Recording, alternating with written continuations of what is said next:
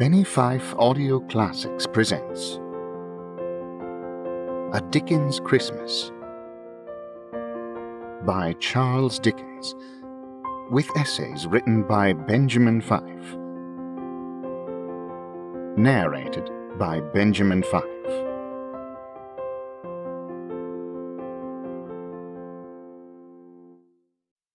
A Christmas Carol, written by Charles Dickens.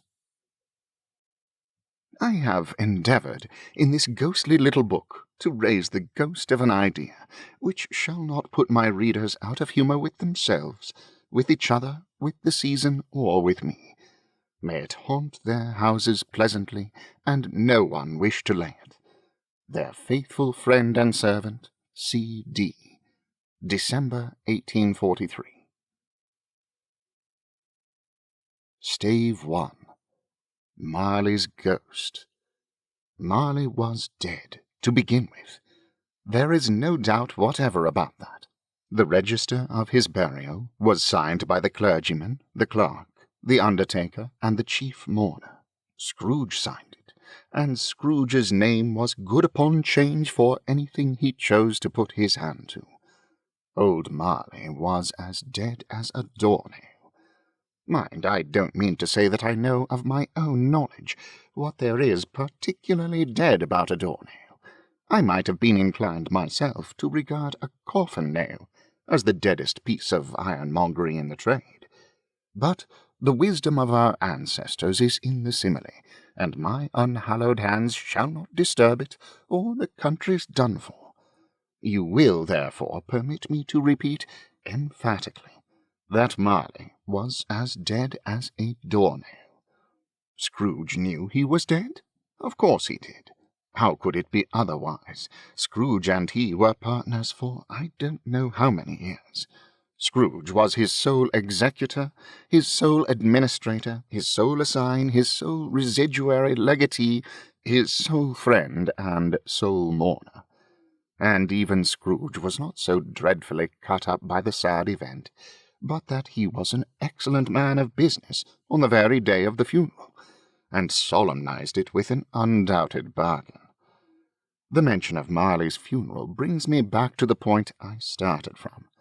There is no doubt that Marley was dead. This must be distinctly understood, or nothing wonderful can come of the story I am going to relate.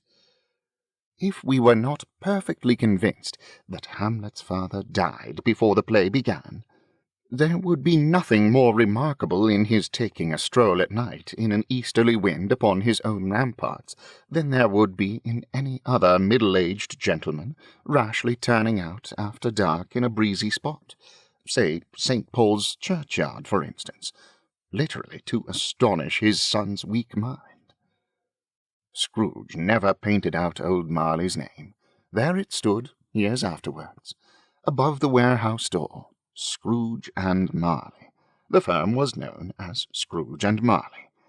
Sometimes people new to the business called Scrooge, and sometimes Marley, but he answered to both names. It was all the same to him.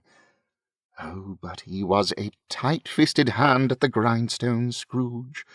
A squeezing, wrenching, grasping, scraping, clutching, covetous old sinner, hard and sharp as flint, from which no steel had ever struck out generous fire, secret and self-contained and solitary as an oyster. The cold within him froze his old features, nipped his pointed nose, shrivelled his cheek, stiffened his gait, made his eyes red, his thin lips blue, and spoke out shrewdly in his grating voice. A frosty rime was on his head, and on his eyebrows, and his wiry chin. He carried his own low temperature always about with him.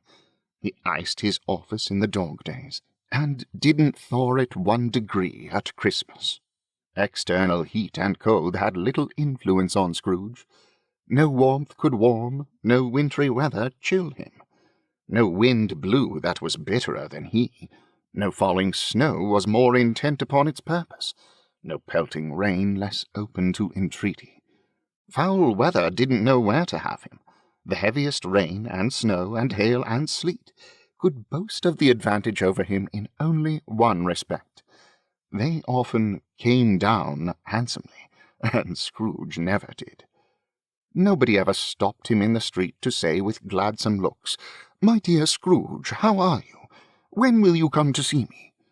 No beggars implored him to bestow a trifle. No children asked him what it was o'clock. No man or woman ever once in all his life inquired the way to such and such a place of Scrooge.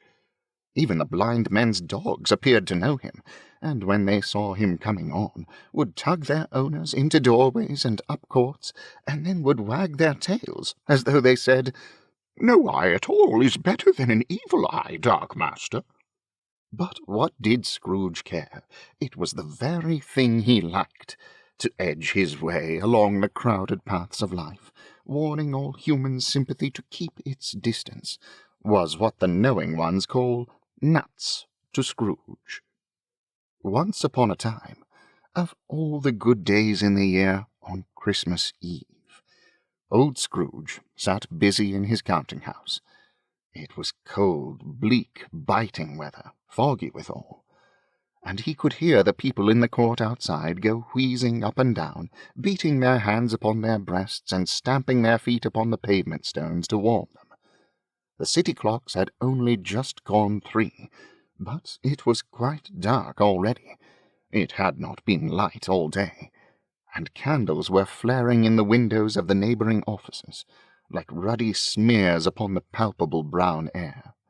The fog came pouring in at every chink and keyhole, and was so dense without that, although the court was of the narrowest, the houses opposite were mere phantoms.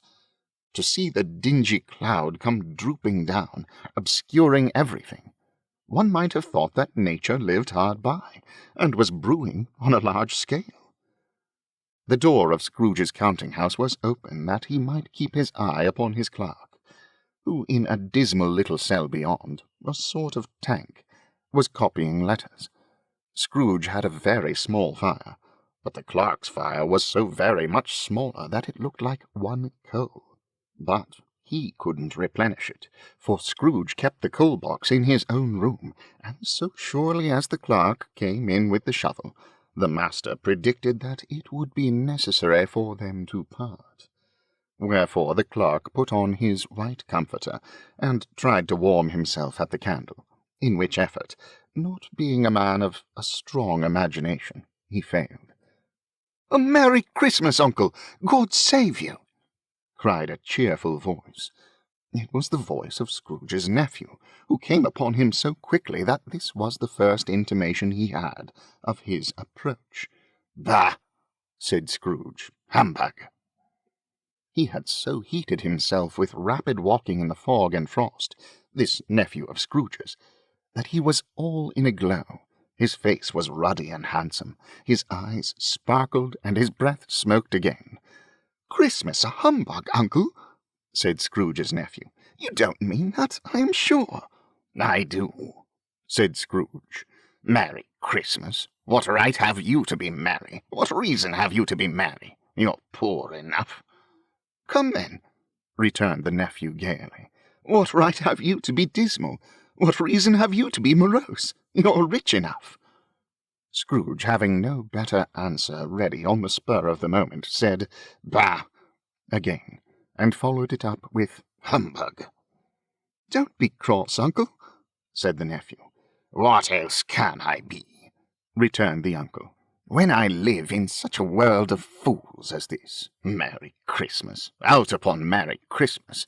What's Christmas time to you but a time for paying bills without money, a time for finding yourself a year older, but not an hour richer, a time for balancing your books and having every item in 'em through a round dozen of months presented dead against you? If I could work my will," said Scrooge indignantly, "every idiot who goes about with Merry Christmas on his lips should be boiled with his own pudding and buried with a stake of holly through his heart, he should." "Uncle," pleaded the nephew. "Nephew," returned the uncle sternly, "keep Christmas in your own way, and let me keep it in mine." "Keep it?" repeated Scrooge's nephew. "But you don't keep it." "Let me leave it alone, then," said Scrooge. "Much good may it do you. Much good it has ever done you." "There are many things from which I might have derived good, by which I have not profited, I dare say," returned the nephew. "Christmas among the rest. But I am sure I have always thought of Christmas-time when it has come round, apart from the veneration due to its sacred name and origin, if anything belonging to it can be apart from that, as a good time, a kind, forgiving, charitable, pleasant time, the only time I know of in the long calendar of the year, when men and women seem by one consent to open their shut-up hearts freely, and to think of people below them as if they really were fellow passengers to the grave, and not another race of creatures bound on other journeys. And therefore, uncle, though it has never put a scrap of gold or silver in my pocket, I believe that it has done me good, and will do me good, and I say God bless it." The clerk in the tank involuntarily applauded. Becoming immediately sensible of the impropriety, he poked the fire, and extinguished the last frail spark for ever. "Let me hear another sound from you," said Scrooge, "and you'll keep your Christmas by losing your situation. You're quite a powerful speaker, sir," he added, turning to his nephew. "I wonder you don't go into Parliament." "Don't be angry, uncle. Come, dine with us tomorrow." Scrooge said he would see him. Yes, indeed he did. He went through the whole length of the expression, and said that he would see him in that extremity first.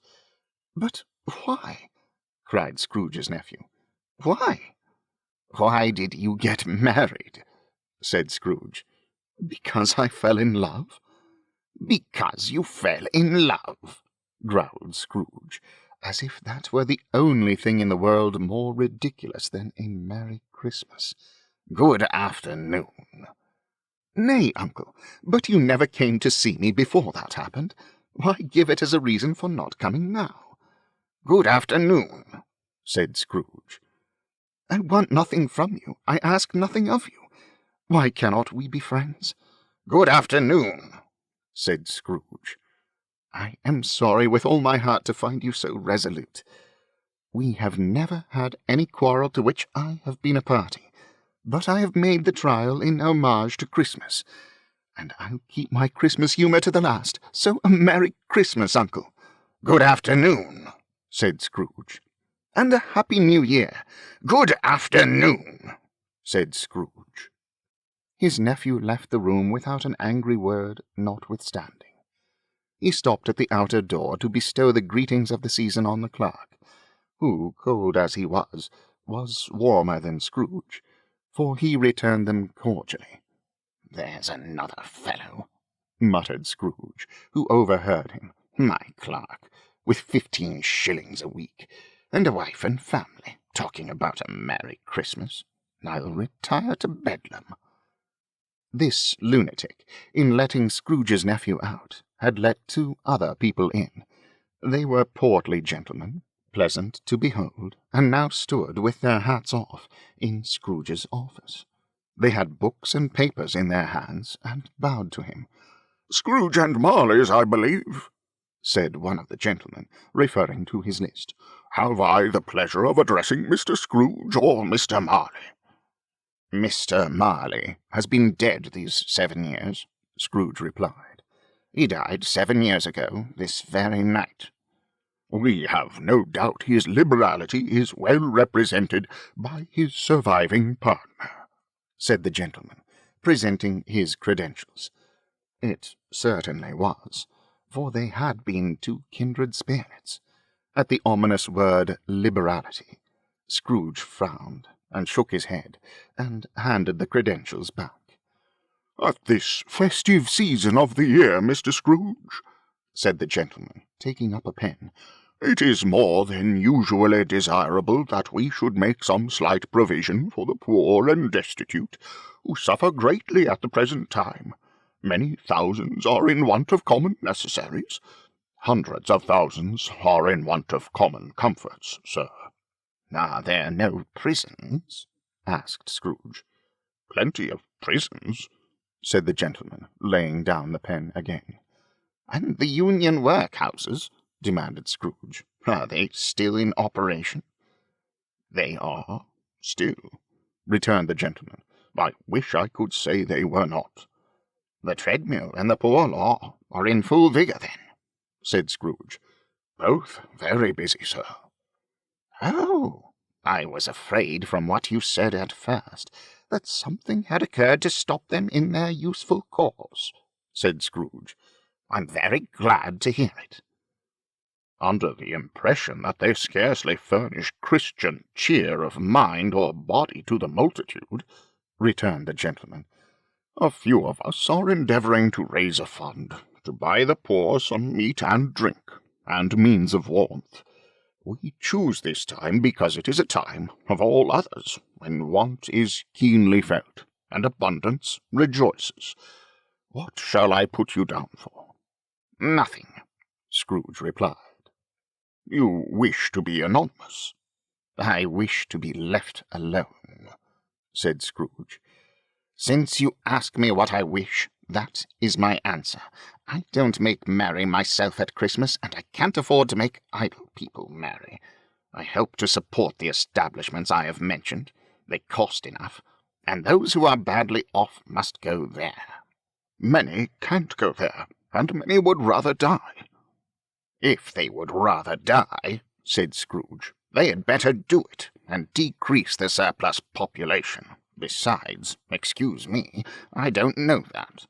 But you might know it, observed the gentleman. It's not my business, Scrooge returned. It's enough for a man to understand his own business, and not to interfere with other people's. Mine occupies me constantly. Good afternoon, gentlemen. Seeing clearly that it would be useless to pursue their point, the gentleman withdrew. Scrooge returned to his labours with an improved opinion of himself, and in a more facetious temper than was usual with him.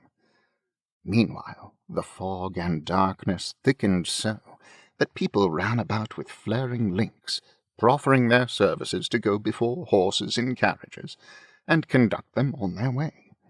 The ancient tower of a church, whose gruff old bell was always peeping slyly down at Scrooge out of a Gothic window in the wall, became invisible, and struck the hours and quarters in the clouds, with tremulous vibrations afterwards, as if its teeth were chattering in its frozen head up there. The cold became intense. In the main street at the corner of the court, some labourers were repairing the gas-pipes, and had lighted a great fire in a brazier, round which a party of ragged men and boys were gathered, warming their hands and winking their eyes before the blaze in rapture. The water-plug being left in solitude, its overflowing sullenly congealed and turned to misanthropic ice. The brightness of the shops, where holly sprigs and berries crackled in the lamp heat of the windows, made pale faces ruddy as they passed. Poulterers' and grocers' trades became a splendid joke, a glorious pageant, with which it was next to impossible to believe that such dull principles as bargain and sale had anything to do. The Lord Mayor, in the stronghold of the mighty mansion house, gave orders to his 50 cooks and butlers to keep Christmas as a Lord Mayor's household should, and even the little tailor, whom he had fined 5 shillings on the previous Monday for being drunk and bloodthirsty in the streets, stirred up tomorrow's pudding in his garret, while his lean wife and the baby sallied out to buy the beef. Foggier yet, and cold. Piercing, searching, biting cold. If the good St. Dunstan had but nipped the evil spirit's nose with a touch of such weather as that, instead of using his familiar weapons, then indeed he would have roared to lusty purpose. The owner of one scant young nose, gnawed and mumbled by the hungry cold as bones are gnawed by dogs, stooped down at Scrooge's keyhole to regale him with a Christmas carol, but at the first sound of "God bless you, merry gentlemen, may nothing you dismay," Scrooge seized the ruler with such energy of action that the singer fled in terror, leaving the keyhole to the fog and even more congenial frost. At length the hour of shutting up the counting-house arrived. With an ill will Scrooge dismounted from his stool, and tacitly admitted the fact to the expectant clerk in the tank, who instantly snuffed his candle out and put on his hat. "You'll want all day tomorrow, I suppose," said Scrooge. "If quite convenient, sir."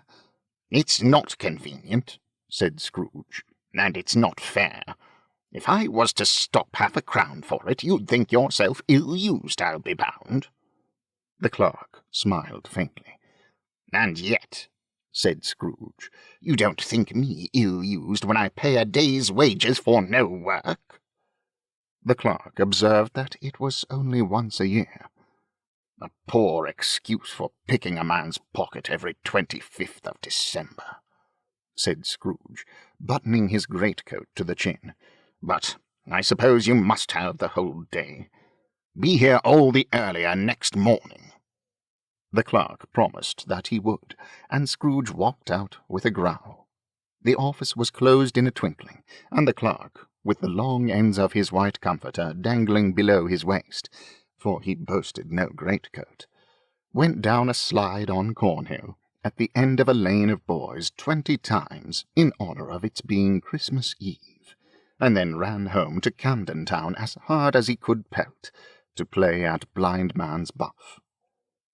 Scrooge took his melancholy dinner in his usual melancholy tavern, and having read all the newspapers, and beguiled the rest of the evening with his banker's book, went home to bed.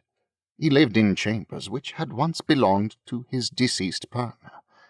They were a gloomy suite of rooms, in a lowering pile of building up a yard, where it had so little business to be, that one could scarcely help fancying it must have run there when it was a young house, playing at hide-and-seek with other houses, and forgotten the way out again. It was old enough now, and dreary enough, for nobody lived in it but Scrooge, the other rooms being all let out as offices. The yard was so dark that even Scrooge, who knew its every stone, was fain to grope with his hands. The fog and frost so hung about the black old gateway of the house that it seemed as if the genius of the weather sat in mournful meditation on the threshold. Now, it is a fact that there was nothing at all particular about the knocker on the door, except that it was very large. It is also a fact that Scrooge had seen it, night and morning, during his whole residence in that place. Also that Scrooge had as little of what is called fancy about him as any man in the city of London, even including, which is a bold word, the corporation, aldermen, and livery. Let it also be borne in mind that Scrooge had not bestowed one thought on Marley since his last mention of his 7 years dead partner that afternoon.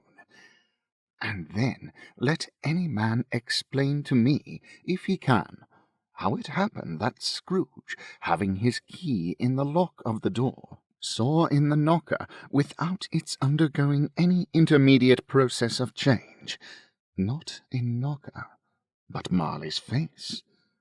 Marley's face. It was not in impenetrable shadow, as the other objects in the yard were, but had a dismal light about it, like a bad lobster in a dark cellar. It was not angry or ferocious, but looked at Scrooge as Marley used to look, with ghostly spectacles turned up on its ghostly forehead. The hair was curiously stirred, as if by breath or hot air, and though the eyes were wide open, they were perfectly motionless. That, and its livid colour, made it horrible, but its horror seemed to be in spite of the face, and beyond its control, rather than a part or its own expression. As Scrooge looked fixedly at this phenomenon, it was a knocker again. To say that he was not startled, or that his blood was not conscious of a terrible sensation, to which it had been a stranger from infancy, would be untrue. But he put his hand upon the key he had relinquished, turned it sturdily, walked in, and lighted his candle.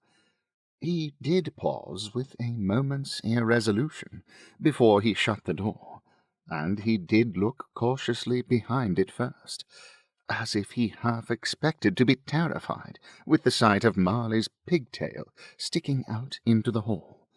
But there was nothing on the back door, except the screws and nuts that held the knocker on, so he said "Pooh-pooh," and closed it with a bang. The sound resounded through the house like thunder. Every room above and every cask in the wine merchant's cellar below appeared to have a separate peal of echoes of its own. Scrooge was not a man to be frightened by echoes. He fastened the door, and walked across the hall and up the stairs, slowly too, trimming his candle as he went. You may talk vaguely about driving a coach and six up a good old flight of stairs, or through a bad young Act of Parliament. But I mean to say, you might have got a hearse up that staircase, and taken it broadwise, with the splinter bar towards the wall, and the door towards the balustrades, and done it easy.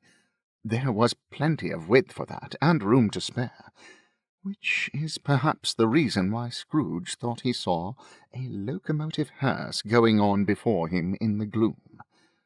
Half a dozen gas lamps out of the street wouldn't have lighted the entry too well, so you may suppose that it was pretty dark with Scrooge's dip.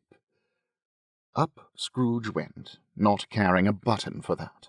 Darkness is cheap, and Scrooge liked it. But before he shut his heavy door, he walked through his rooms to see that all was right. He had just enough recollection of the face to desire to do that. Sitting-room, bedroom, lumber-room, all as they should be. Nobody under the table, nobody under the sofa, a small fire in the grate, spoon and basin ready, and the little saucepan of gruel — Scrooge had a cold in his head — upon the hob.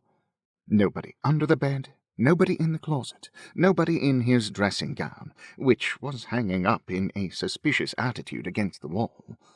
Lumber-room as usual, old fire-guards, old shoes, 2 fish-baskets, washing-stand on 3 legs, and a poker.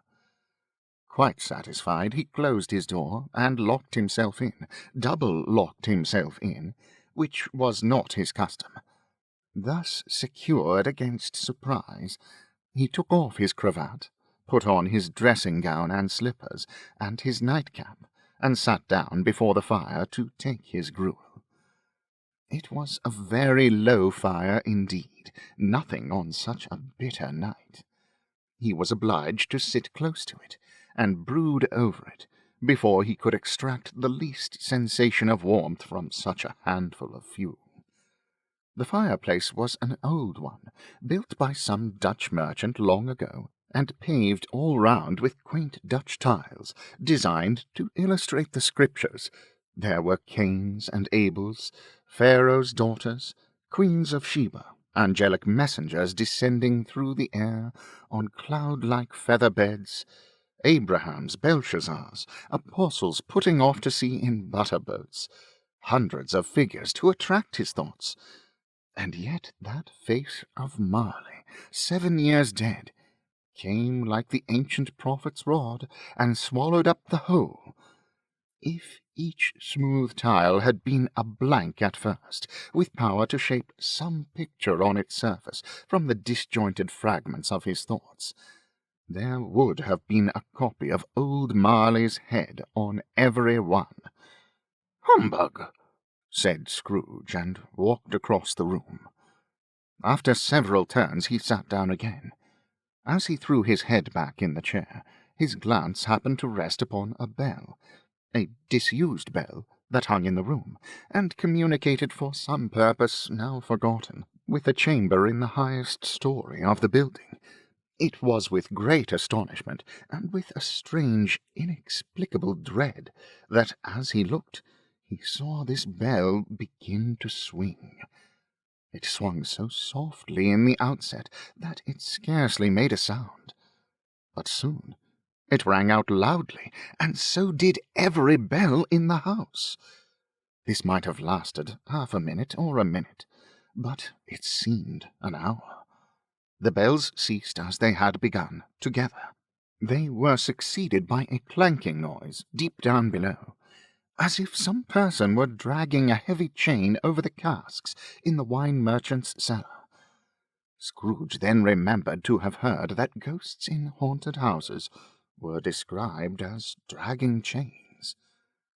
The cellar door flew open with a booming sound, and then he heard the noise much louder, on the floors below, then coming up the stairs, then coming straight towards his door. "It's humbug still," said Scrooge. "I won't believe it." His colour changed, though, when without a pause it came on through the heavy door, and passed into the room before his eyes. Upon its coming in, the dying flame leaped up, as though it cried, "I know him, Marley's ghost," and fell again. The same face, the very same, Marley in his pigtail, usual waistcoat, tights and boots, the tassels on the latter bristling like his pigtail, and his coat-skirts, and the hair upon his head. The chain he drew was clasped about his middle. It was long, and wound about him like a tail, and it was made, for Scrooge observed it closely, of cash-boxes, keys, padlocks, ledgers, deeds, and heavy purses wrought in steel. His body was transparent, so that Scrooge, observing him and looking through his waistcoat, could see the 2 buttons on his coat behind. Scrooge had often heard it said that Marley had no bowels, but he had never believed it until now. No, nor did he even believe it now, though he looked the phantom through and through, and saw it standing before him, though he felt the chilling influence of its death-cold eyes, and marked the very texture of the folded kerchief bound about its head and chin, which wrapper he had not observed before. He was still incredulous, and fought against his senses. "How now?" said Scrooge, caustic and cold as ever. "What do you want with me?" "Much." Marley's voice, no doubt about it. "Who are you?" "Ask me who I was." "Who were you, then?" said Scrooge, raising his voice. "You're particular for a shade." He was going to say to a shade, but substituted this as more appropriate. "In life I was your partner, Jacob Marley." Can you sit down?" asked Scrooge, looking doubtfully at him. "I can." "To it, then."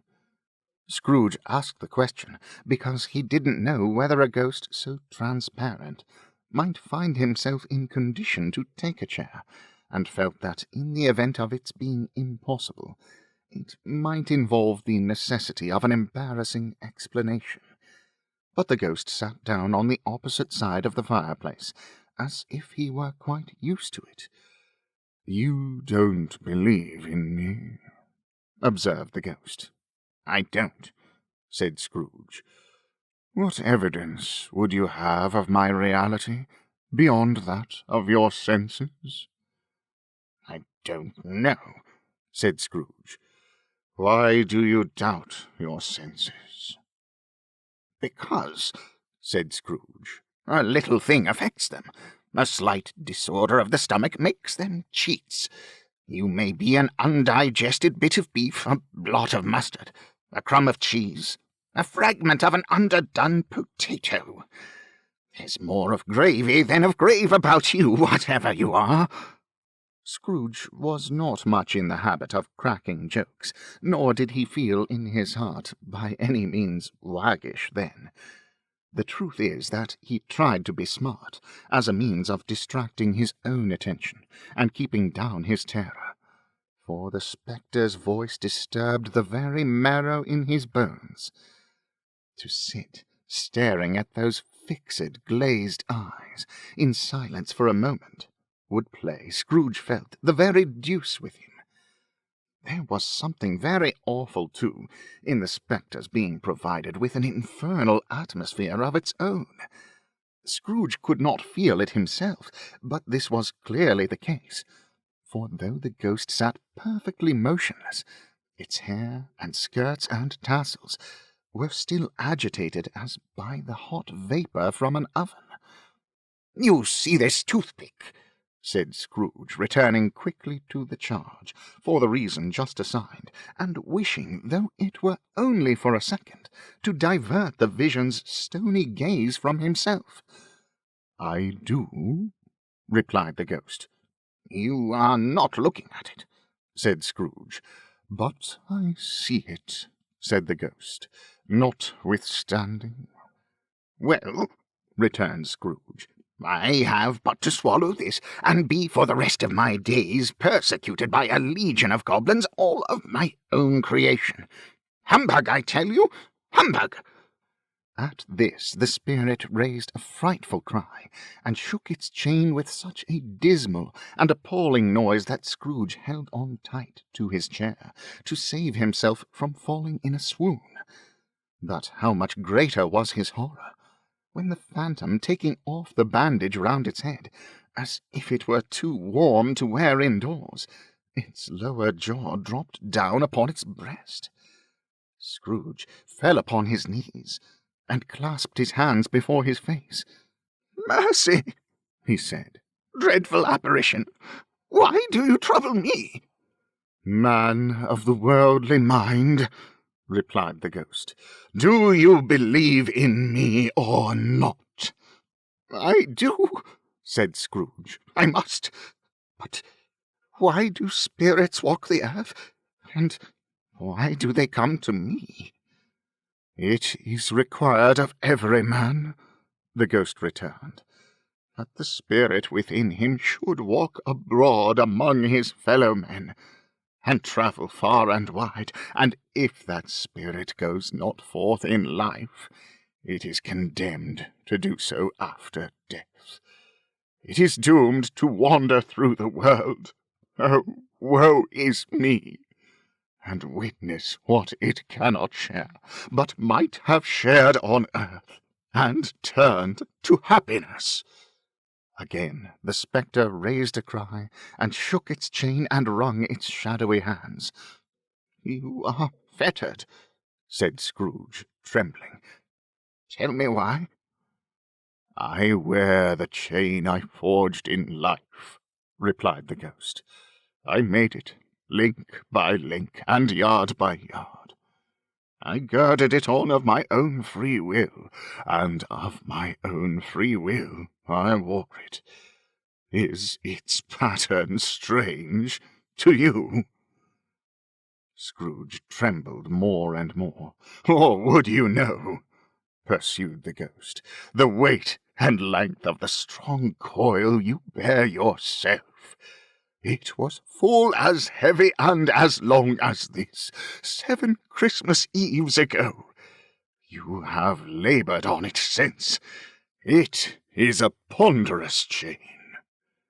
Scrooge glanced about him on the floor, in the expectation of finding himself surrounded by some 50 or 60 fathoms of iron cable, but he could see nothing.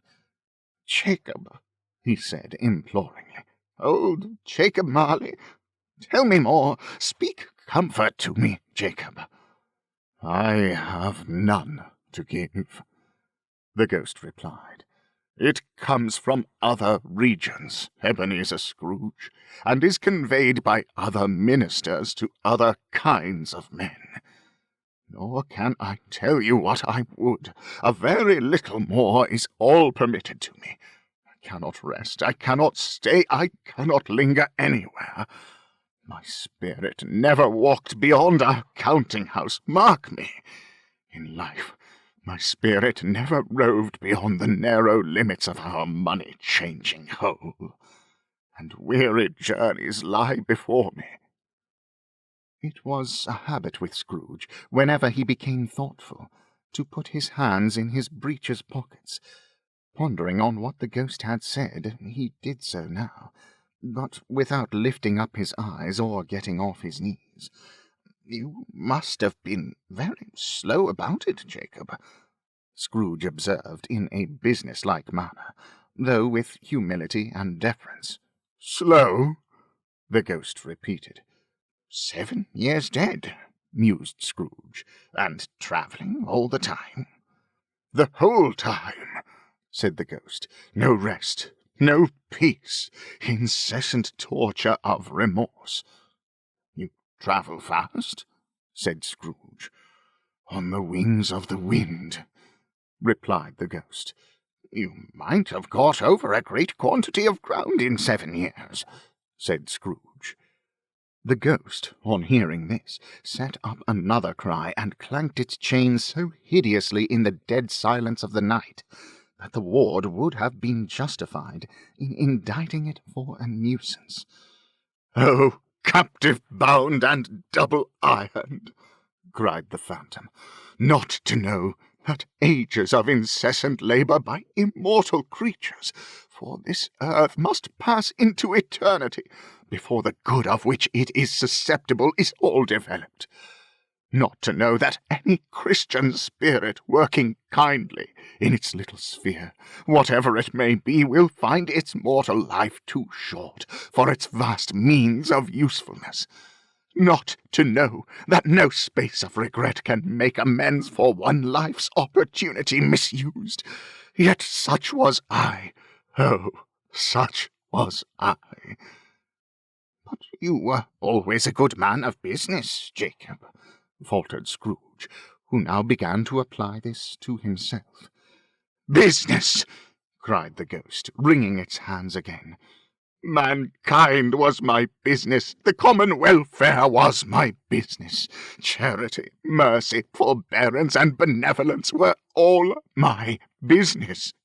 The dealings of my trade were but a drop of water in the comprehensive ocean of my business." It held up its chain at arm's length, as if that were the cause of all its unavailing grief, and flung it heavily upon the ground again. "At this time of the rolling year," the spectre said, "I suffer most. Why did I walk through crowds of fellow beings with my eyes turned down, and never raise them to that blessed star which led the wise men to a poor abode? Were there no poor homes to which its light would have conducted me?" Scrooge was very much dismayed to hear the spectre going on at this rate, and began to quake exceedingly. "Hear me!" cried the ghost. "My time is nearly gone." "I will," said Scrooge, "but don't be hard upon me. Don't be flowery, Jacob, pray." "How it is that I appear before you in a shape that you can see I may not tell. I have sat invisible beside you many and many a day." It was not an agreeable idea. Scrooge shivered, and wiped the perspiration from his brow. "That is no light part of my penance," pursued the ghost. "I am here tonight to warn you that you have yet a chance and hope of escaping my fate, a chance and hope of my procuring Ebenezer." "You were always a good friend to me," said Scrooge. "Thank ye." "You will be haunted," resumed the ghost, "by 3 spirits." Scrooge's countenance fell almost as low as the ghost's had done. "Is that the chance and hope you mentioned, Jacob?" he demanded in a faltering voice. "It is." I think I'd rather not," said Scrooge. "Without their visits," said the ghost, "you cannot hope to shun the path I tread. Expect the first tomorrow, when the bell tolls 1. "Couldn't I take 'em all at once and have it over, Jacob?" hinted Scrooge. "Expect the second on the next night at the same hour, the third upon the next night, when the last stroke of 12 has ceased to vibrate. Look to see me no more, and look that, For your own sake, you remember what has passed between us."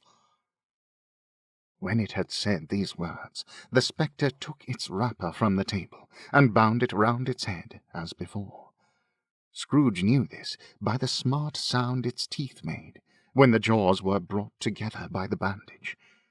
He ventured to raise his eyes again, and found his supernatural visitor confronting him in an erect attitude, with its chin wound over and about its arm. The apparition walked backward from him, and at every step it took, the window raised itself a little, so that when the spectre reached it, it was wide open. It beckoned Scrooge to approach, which he did. When they were within 2 paces of each other, Marley's ghost held up its hand, warning him to come no nearer. Scrooge stopped, not so much in obedience as in surprise and fear, for on the raising of the hand he became sensible of confused noises in the air, incoherent sounds of lamentation and regret, wailings inexpressibly sorrowful and self-accusatory. The spectre, after listening for a moment, joined in the mournful dirge, and floated out upon the bleak, dark night. Scrooge followed to the window, desperate in his curiosity. He looked out. The air was filled with phantoms, wandering hither and thither in restless haste, and moaning as they went. Every one of them wore chains like Marley's ghost. Some few, they might be guilty governments, were linked together. None were free. Many had been personally known to Scrooge in their lives.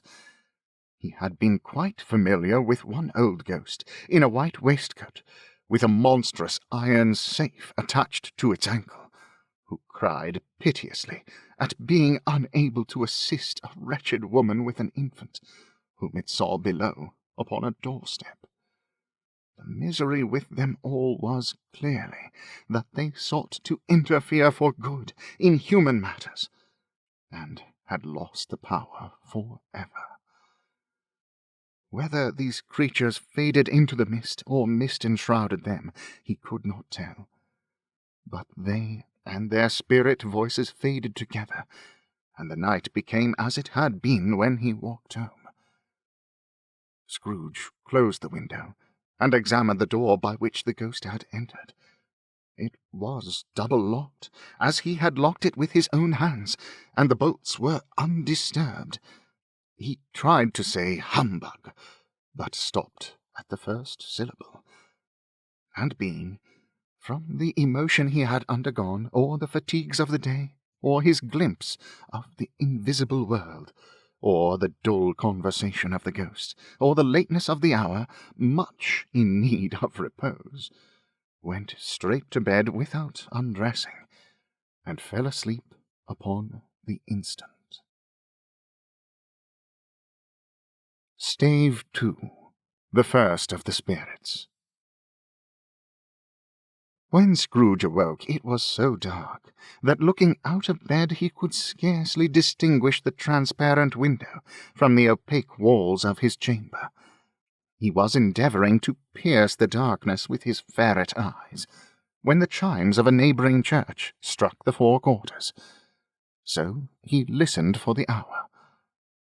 To his great astonishment, the heavy bell went on from 6 to 7, and from 7 to 8, and regularly up to 12, then stopped. 12. It was past 2 when he went to bed. The clock was wrong. An icicle must have got into the works. 12. He touched the spring of his repeater to correct this most preposterous clock.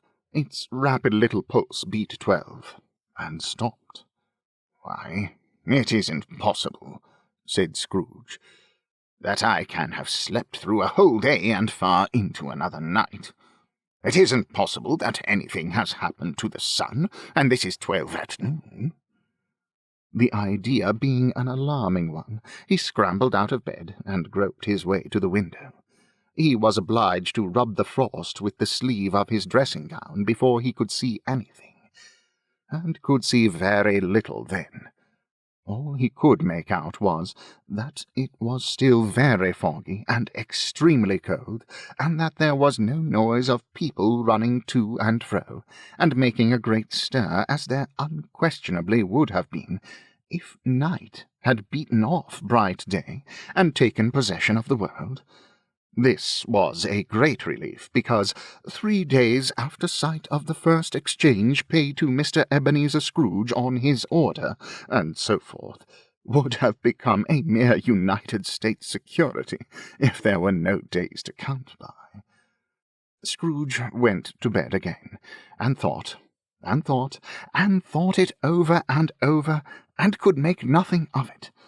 The more he thought, the more perplexed he was, and the more he endeavoured not to think, the more he thought. Marley's ghost bothered him exceedingly. Every time he resolved within himself, after mature inquiry, that it was all a dream, his mind flew back again, like a strong spring released, to its first position, and presented the same problem to be worked all through. Was it a dream or not? Scrooge lay in this state until the chime had gone 3/4 more, when he remembered on a sudden that the ghost had warned him of a visitation when the bell tolled 1. He resolved to lie awake until the hour was past, and, considering that he could no more go to sleep than go to heaven, this was perhaps the wisest resolution in his power. The quarter was so long that he was more than once convinced he must have sunk into a doze unconsciously, and missed the clock. At length it broke upon his listening ear. Ding dong. 1/4 past, said Scrooge, counting. Ding dong. 1/2 past, said Scrooge. Ding dong. 1/4 to it, said Scrooge. Ding dong. The hour itself, said Scrooge triumphantly, and nothing else. He spoke before the hour bell sounded, which it now did with a deep, dull, hollow, melancholy 1. Light flashed up in the room upon the instant, and the curtains of his bed were drawn. The curtains of his bed were drawn aside, I tell you, by a hand. Not the curtains at his feet, nor the curtains at his back, but those to which his face was addressed. The curtains of his bed were drawn aside, and Scrooge, starting up into a half-recumbent attitude, found himself face to face with the unearthly visitor who drew them, as close to it as I am now to you, and I am standing in the spirit at your elbow. It was a strange figure, like a child, yet not so like a child as like an old man, viewed through some supernatural medium, which gave him the appearance of having receded from the view, and being diminished to a child's proportions. Its hair, which hung about its neck and down its back, was white as if with age, and yet the face had not a wrinkle in it, and the tenderest bloom was on the skin. The arms were very long and muscular, the hands the same, as if its hold were of uncommon strength. Its legs and feet, most delicately formed, were, like those upper members, bare.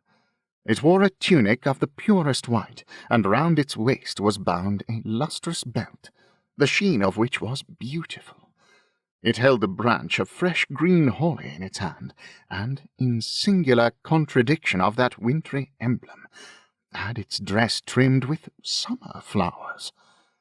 But the strangest thing about it was, that from the crown of its head there sprung a bright clear jet of light, by which all this was visible, and which was doubtless the occasion of its using in its duller moments a great extinguisher for a cap, which it now held under its arm. Even this, though, when Scrooge looked at it with increasing steadiness, was not its strangest quality. For as its belt sparkled and glittered now in one part and now in another, and what was light one instant, at another time was dark. So the figure itself fluctuated in its distinctness, being now a thing with one arm, now with one leg, now with 20 legs, now a pair of legs without a head, now a head without a body, of which dissolving parts no outline would be visible in the dense gloom wherein they melted away. And in the very wonder of this, it would be itself again, distinct and clear as ever. "Are you the spirit, sir, whose coming was foretold to me?" asked Scrooge. "I am." The voice was soft and gentle, singularly low, as if, instead of being so close beside him, it were at a distance. "Who and what are you?" Scrooge demanded. "I am the ghost of Christmas past." "Long past?" inquired Scrooge, observant of its dwarfish stature. "No, your past." Perhaps Scrooge could not have told anybody why, if anybody could have asked him. But he had a special desire to see the spirit in his cap, and begged him to be covered. "What!" exclaimed the ghost. "Would you so soon put out with worldly hands the light I give? Is it not enough that you are one of those whose passions made this cap, and force me through whole trains of years to wear it low upon my brow?" Scrooge reverently disclaimed all intention to offend, or any knowledge of having wilfully bonneted the spirit at any period of his life. He then made bold to inquire what business brought him there. "Your welfare," said the ghost. Scrooge expressed himself much obliged, but could not help thinking that a night of unbroken rest would have been more conducive to that end. The spirit must have heard him thinking, for it said immediately, "Your reclamation, then. Take heed." It put out its strong hand as it spoke, and clasped him gently by the arm. "Rise, and walk with me." It would have been in vain for Scrooge to plead that the weather and the hour were not adapted to pedestrian purposes. That bed was warm, and the thermometer a long way below freezing, that he was clad but lightly in his slippers, dressing-gown, and nightcap, and that he had a cold upon him at that time. The grasp, though gentle as a woman's hand, was not to be resisted. He rose, but finding that the spirit made towards the window, clasped his robe in supplication.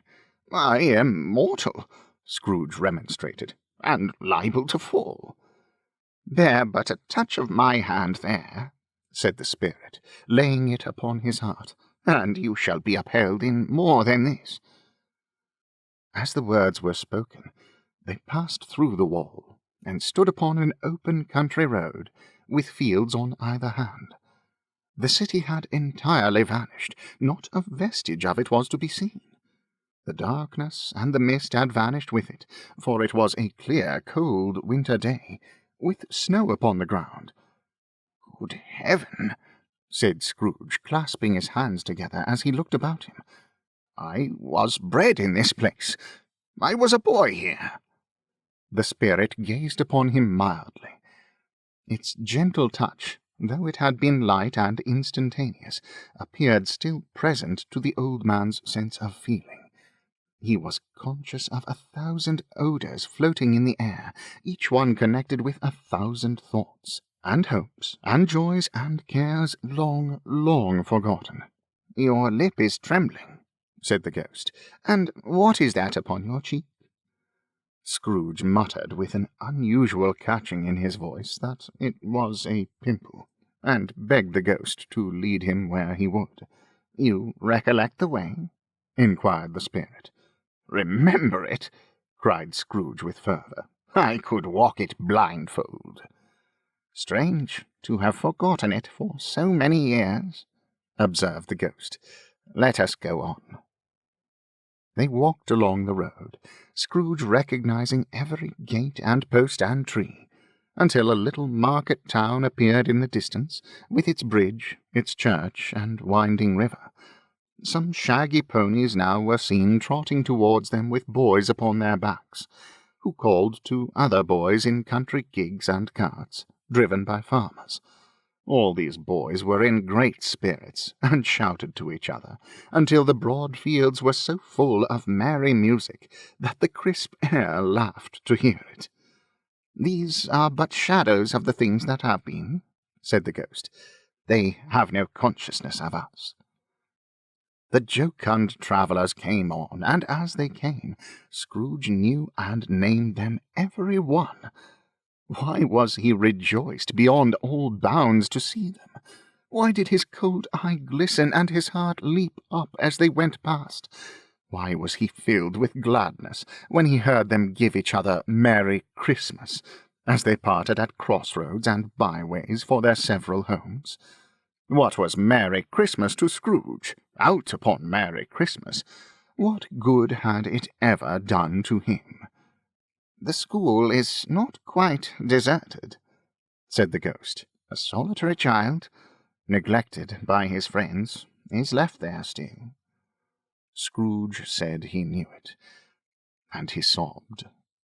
They left the high road by a well-remembered lane, and soon approached a mansion of dull red brick, with a little weathercock-surmounted cupola on the roof, and a bell hanging in it. It was a large house, but one of broken fortunes, for the spacious offices were little used, their walls were damp and mossy, their windows broken, and their gates decayed. Fowls clucked and strutted in the stables, and the coach-houses and sheds were overrun with grass. Nor was it more retentive of its ancient state within, for, entering the dreary hall and glancing through the open doors of many rooms, they found them poorly furnished, cold, and vast. There was an earthy savour in the air, a chilly bareness in the place, which associated itself somehow with too much getting up by candlelight, and not much to eat. They went, the ghost and Scrooge, across the hall, to a door at the back of the house. It opened before them, and disclosed a long, bare, melancholy room, made barer still by lines of plain deal forms and desks. At one of these a lonely boy was reading near a feeble fire, and Scrooge sat down upon a form, and wept to see his poor forgotten self as he used to be. Not a latent echo in the house, not a squeak and scuffle from the mice behind the panelling, not a drip from the half-thawed water-spout in the dull yard behind, not a sigh among the leafless boughs of one despondent poplar, not the idle swinging of an empty storehouse door, no, not a clicking in the fire, but fell upon the heart of Scrooge with a softening influence, and gave a freer passage to his tears. The spirit touched him on the arm, and pointed to his younger self, intent upon his reading. Suddenly, a man in foreign garments, wonderfully real and distinct to look at, stood outside the window with an axe stuck in his belt, and leading by the bridle an ass laden with wood. "Why, it's Ali Baba!" Scrooge exclaimed in ecstasy. "It's dear old honest Ali Baba! Yes, yes, I know. One Christmas time, when yonder solitary child was left here all alone, he did come, for the first time, just like that, poor boy. And Valentine," said Scrooge, "and his wild brother Orson, there they go. And what's his name, who was put down in his drawers, asleep, at the gate of Damascus. Don't you see him? And the Sultan's groom turned upside down by the Jinni. There he is upon his head. Serve him right. I am glad of it. What business had he to be married to the princess?" To hear Scrooge expending all the earnestness of his nature on such subjects, in a most extraordinary voice, between laughing and crying, and to see his heightened and excited face, would have been a surprise to his business friends in the city, indeed. "There's the parrot!" cried Scrooge. "Green body on a yellow tail, with a thing like a lettuce growing out of the top of his head. There he is! Poor Robin Crusoe, they called him when he came home again after sailing round the island. Poor Robin Crusoe, where have you been, Robin Crusoe? The man thought he was dreaming, but he wasn't. It was the parrot, you know. There goes Friday running for his life to the little creek. Hallo! Help! Hallo! Then, with a rapidity of transition very foreign to his usual character, he said in pity for his former self, "Poor boy," and cried again. "I wish," Scrooge muttered, putting his hand in his pocket, and looking about him after drying his eyes with his cuff. "But it's too late now." "What is the matter?" asked the spirit. "Nothing," said Scrooge. "Nothing. There was a boy singing a Christmas carol at my door last night. I should like to have given him something. That's all." The ghost smiled thoughtfully, and waved its hand, saying as it did so, "Let us see another Christmas." Scrooge's former self grew larger at the words, and the room became a little darker and more dirty. The panels shrunk, the windows cracked, fragments of plaster fell out of the ceiling, and the naked laths were shown instead. But how all this was brought about Scrooge knew no more than you do. He only knew that it was quite correct, that everything had happened so, that there he was, alone again, when all the other boys had gone home for the holidays. He was not reading now, but walking up and down despairingly. Scrooge looked at the ghost, and with a mournful shaking of his head, he glanced anxiously towards the door. It opened, and a little girl, much younger than the boy, came darting in, and putting her arms about his neck and often kissing him, addressed him as her "Dear, dear brother." "I have come to bring you home, dear brother," said the child, clapping her tiny hands and bending down to laugh. "To bring you home, home, home." "Home, little Fan?" returned the boy. "Yes," said the child, brimful of glee. "Home for good and all. Home for ever and ever. Father is so much kinder than he used to be, that home's like heaven. He spoke so gently to me one dear night when I was going to bed, that I was not afraid to ask him once again if you might come home. And he said yes, you should, and sent me in a coach to bring you. And you're to be a man," said the child, opening her eyes, "and aren't never to come back here.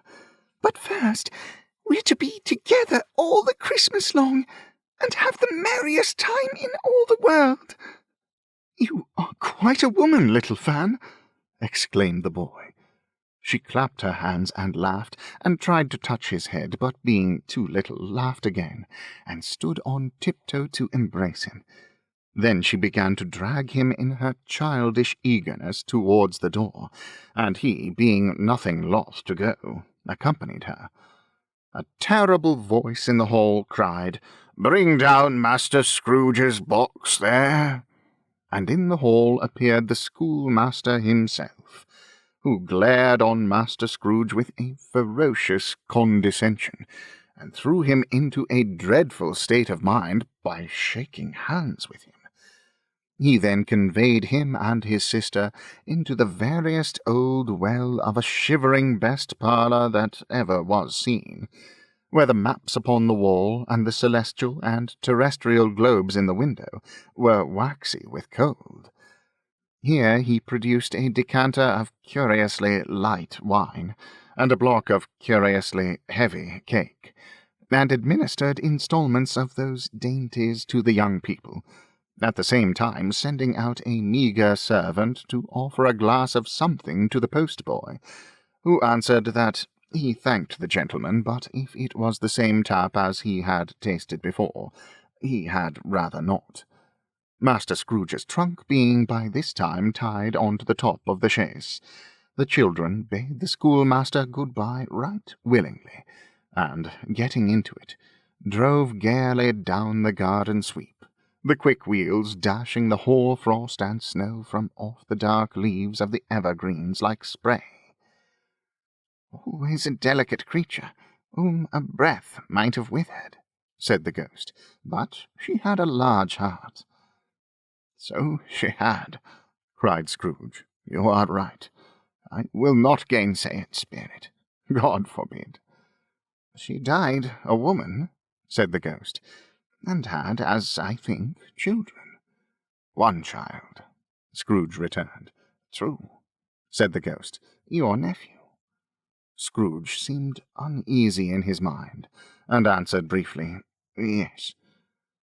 Although they had but that moment left the school behind them, they were now in the busy thoroughfares of a city, where shadowy passengers passed and repassed, where shadowy carts and coaches battled for the way, and all the strife and tumult of a real city were. It was made plain enough by the dressing of the shops that here too it was Christmas time again, but it was evening, and the streets were lighted up. The ghost stopped at a certain warehouse door, and asked Scrooge if he knew it. "Know it?" said Scrooge. "I was apprenticed here." They went in. At sight of an old gentleman in a Welsh wig, sitting behind such a high desk that if he had been 2 inches taller, he must have knocked his head against the ceiling, Scrooge cried in great amazement, "Why, it's old Fezziwig! Bless his heart, it's Fezziwig alive again!" Old Fezziwig laid down his pen, and looked up at the clock, which pointed to the hour of 7. He rubbed his hands, adjusted his capacious waistcoat, laughed all over himself from his shows to his organ of benevolence, and called out in a comfortable, oily, rich, fat, jovial voice, "Yo-ho there, Ebenezer, Dick!" Scrooge's former self, now grown a young man, came briskly in, accompanied by his fellow prentice. "Dick Wilkins, to be sure," said Scrooge to the ghost. "Bless me, yes, there he is. He was very much attached to me, was Dick. Poor Dick, dear, dear." "Yo-ho, my boys," said Fezziwig. "No more work tonight. Christmas Eve, Dick. Christmas, Ebenezer. Let's have the shutters up," cried old Fezziwig with a sharp clap of his hands, "before a man can say Jack Robinson." You wouldn't believe how those 2 fellows went at it. They charged into the street with the shutters. 1, 2, 3, had them up in their places. 4, 5, 6, barred them and pinned them. 7, 8, 9, and came back before you had got to 12, panting like racehorses. "Hilly-ho!" cried old Fezziwig, skipping down from the high desk with wonderful agility. "Clear away, my lads, and let's have lots of room in here. Hilly-ho, Dick! Chirrup, Ebenezer!"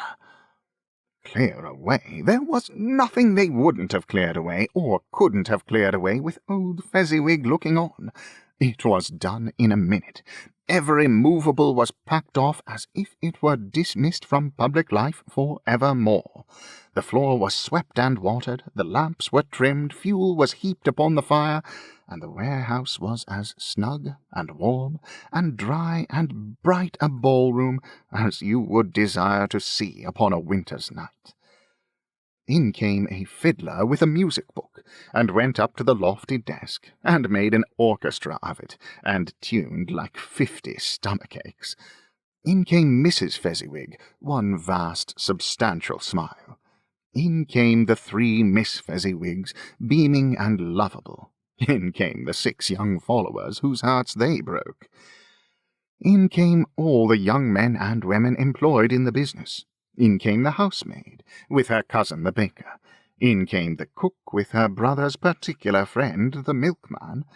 In came the boy from over the way, who was suspected of not having board enough from his master, trying to hide himself behind the girl from next door but one, who was proved to have had her ears pulled by her mistress.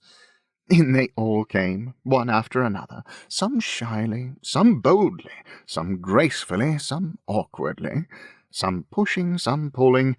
In they all came anyhow and everyhow. Away they all went, 20 couples at once, hands half round and back again the other way, down the middle and up again, round and round in various stages of affectionate grouping, old top couple always turning up in the wrong place, new top couple starting off again as soon as they got there, all top couples at last, and not a bottom one to help them. When this result was brought about, old Fezziwig, clapping his hands to stop the dance, cried out, "Well done!" And the fiddler plunged his hot face into a pot of porter, especially provided for that purpose. But, scorning rest, upon his reappearance, he instantly began again, though there were no dancers yet, as if the other fiddler had been carried home exhausted on a shutter, and he were a brand-new man resolved to beat him out of sight or perish. There were more dances, and there were forfeits, and more dances, and there was cake, and there was negus, and there was a great piece of cold roast, and there was a great piece of cold boiled, and there were mince pies, and plenty of beer. But the great effect of the evening came after the roast and boiled, when the fiddler, an artful dog, mind, the sort of man who knew his business better than you or I could have told it him, struck up Sir Roger de Coverley. Then old Fezziwig stood out to dance with Mrs. Fezziwig, top couple too, with a good stiff piece of work cut out for them. 3 or 4 and 20 pair of partners, people who were not to be trifled with, people who would dance, and had no notion of walking. But if they had been twice as many, or 4 times, old Fezziwig would have been a match for them, and so would Mrs. Fezziwig. As to her, she was worthy to be his partner in every sense of the term. If that's not high praise, tell me higher, and I'll use it. A positive light appeared to issue from Fezziwig's calves. They shone in every part of the dance like moons. You couldn't have predicted at any given time what would have become of them next. And when old Fezziwig and Mrs. Fezziwig had gone all through the dance, advance and retire, both hands to your partner, bow and curtsy, corkscrew, thread the needle, and back again to your place, Fezziwig cut so deftly that he appeared to wink with his legs, and came upon his feet again without a stagger. When the clock struck 11, this domestic ball broke up.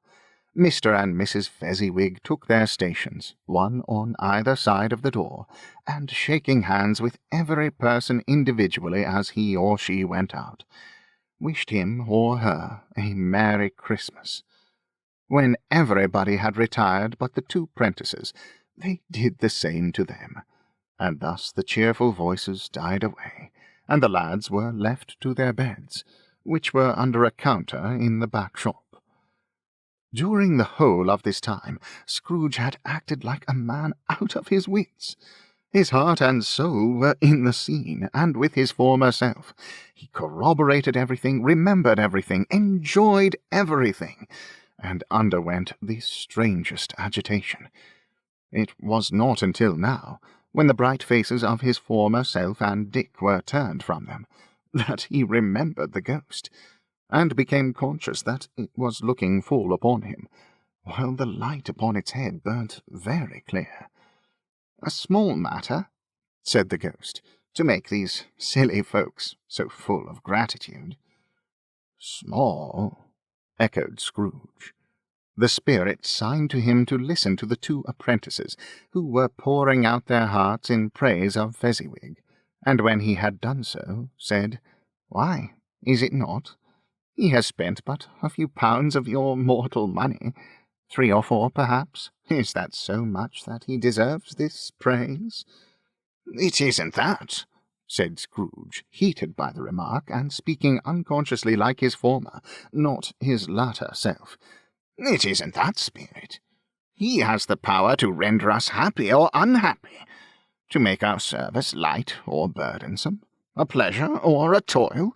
Say that his power lies in words and looks, in things so slight and insignificant that it is impossible to add and count them up. What then? The happiness he gives is quite as great as if it cost a fortune." He felt the spirit's glance and stopped. "What is the matter?" asked the ghost. "Nothing in particular," said Scrooge. "Something, I think," the ghost insisted. "No," said Scrooge. "No. I should like to be able to say a word or two to my clerk just now. That's all." His former self turned down the lamps as he gave utterance to the wish, and Scrooge and the ghost again stood side by side in the open air. "My time grows short," observed the spirit. "Quick!" This was not addressed to Scrooge or to any whom he could see, but it produced an immediate effect. For again Scrooge saw himself. He was older now, a man in the prime of his life. His face had not the harsh and rigid lines of later years, but it had begun to wear the signs of care and avarice. There was an eager, greedy, restless motion in the eye, which showed the passion that had taken root, and where the shadow of the growing tree would fall. He was not alone, but sat by the side of a fair young girl in a mourning dress, in whose eyes there were tears which sparkled in the light that shone out of the ghost of Christmas past. "It matters little," she said softly, "to you, very little. Another idol has displaced me, and if it can cheer and comfort you in time to come, as I would have tried to do, I have no just cause to grieve." "What idol has displaced you?" he rejoined. "A golden one." "This is the even-handed dealing of the world," he said. "There is nothing on which it is so hard as poverty, and there is nothing it professes to condemn with such severity as the pursuit of wealth." "You fear the world too much," she answered gently. "All your other hopes have merged into the hope of being beyond the chance of its sordid reproach. I have seen your nobler aspirations fall off one by one, until the master passion, gain, engrosses you. Have I not?" "What then?" he retorted. "Even if I have grown so much wiser, what then? I am not changed towards you." She shook her head. "Am I?" "Our contract is an old one. It was made when we were both poor and content to be so, until in good season we could improve our worldly fortune by our patient industry. You are changed. When it was made, you were another man." "I was a boy," he said impatiently. "Your own feeling tells you that you were not what you are," she returned. "I am. That which promised happiness when we were one in heart is fraught with misery now that we are two. How often and how keenly I have thought of this I will not say. It is enough that I have thought of it, and can release you." "Have I ever sought release?" "In words, no, never." "In what, then?" "In a changed nature, in an altered spirit, in another atmosphere of life, another hope as its great end. In everything that made my love of any worth or value in your sight. If this had never been between us," said the girl, looking mildly, but with steadiness, upon him, "tell me, would you seek me out and try to win me now? Ah, no." He seemed to yield to the justice of this supposition, in spite of himself, but he said with a struggle, "You think not?" "I would gladly think otherwise if I could," she answered. "Heaven knows, when I have learned truth like this, I know how strong and irresistible it must be. But if you were free today, tomorrow, yesterday, can even I believe that you would choose a dowerless girl? You who, in your very confidence with her, weigh everything by gain, or choosing her, if for a moment you were false enough to your one guiding principle to do so. Do I not know that your repentance and regret would surely follow? I do, and I release you, with a full heart, for the love of him you once were."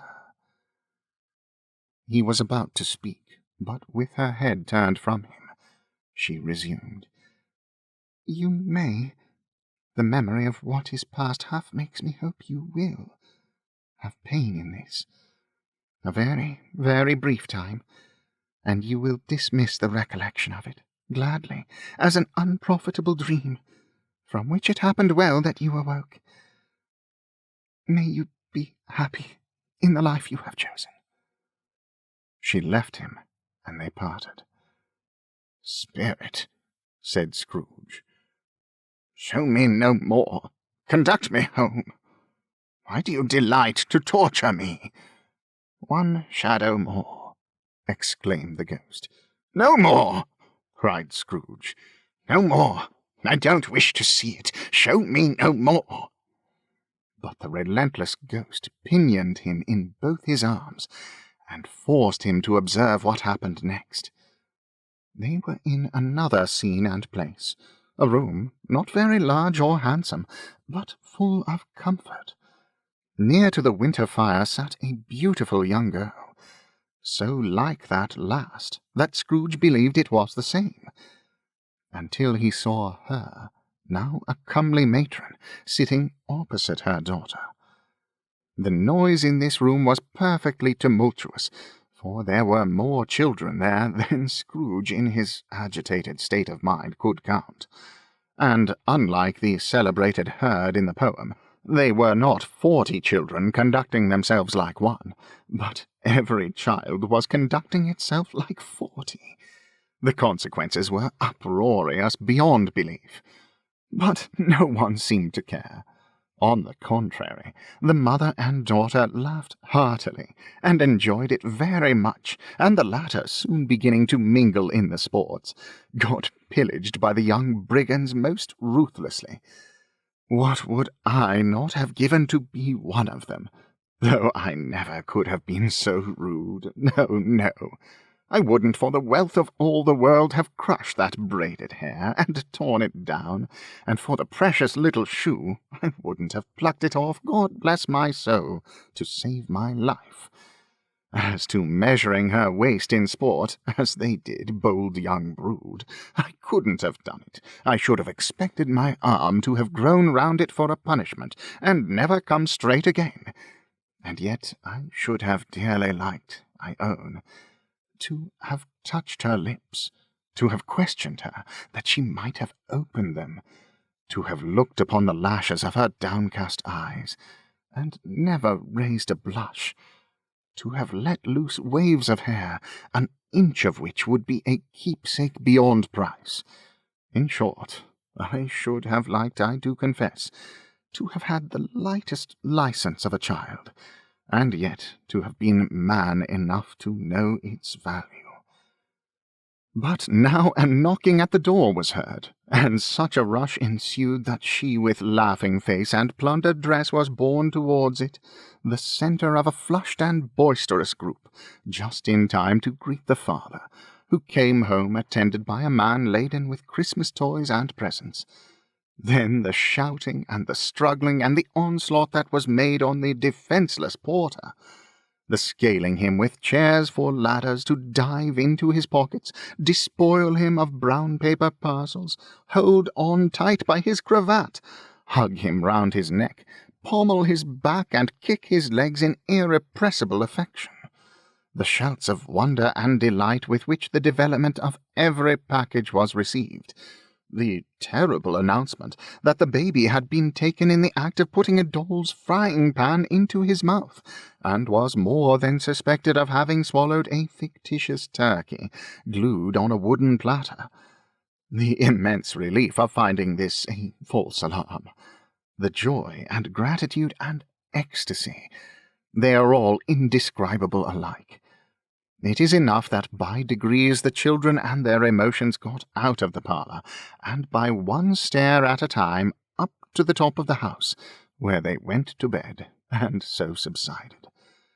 And now Scrooge looked on more attentively than ever, when the master of the house, having his daughter leaning fondly at him, sat down with her and her mother at his own fireside, and when he thought that such another creature, quite as graceful and as full of promise, might have called him father, and been a springtime in the haggard winter of his life, his sight grew very dim indeed. "Belle," said the husband, turning to his wife with a smile, "I saw an old friend of yours this afternoon." "Who was it?" "Guess." "How can I? Don't I know?" she added in the same breath, laughing as he laughed. "Mr. Scrooge." "Mr. Scrooge it was. I passed his office window, and as it was not shut up, and he had a candle inside, I could scarcely help seeing him. His partner lies upon the point of death, I hear, and there he sat alone. Quite alone in the world, I do believe." "Spirit," said Scrooge in a broken voice, "remove me from this place." "I told you these were the shadows of the things that have been," said the ghost. "That they are what they are, do not blame me." "Remove me!" Scrooge exclaimed. "I cannot bear it." He turned upon the ghost, and seeing that it looked upon him with a face in which, some strange way, there were fragments of all the faces it had shown him, wrestled with it. "Leave me! Take me back! Haunt me no longer!" In the struggle, if that can be called a struggle in which the ghost, with no visible resistance on its own part, was undisturbed by any effort of its adversary, Scrooge observed that its light was burning high and bright, and dimly connecting that with its influence over him, he seized the extinguisher cap, and by a sudden action pressed it down upon its head. The spirit dropped beneath it, so that the extinguisher covered its whole form, but though Scrooge pressed it down with all his force, he could not hide the light which streamed from under it in an unbroken flood upon the ground. He was conscious of being exhausted and overcome by an irresistible drowsiness, and further, of being in his own bedroom.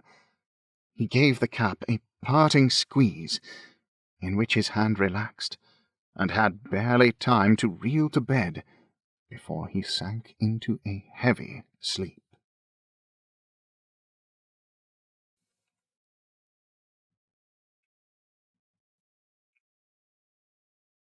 Stave 3. The second of the spirits. Awaking in the middle of a prodigiously tough snore, and sitting up in bed to get his thoughts together, Scrooge had no occasion to be told that the bell was again upon the stroke of 1.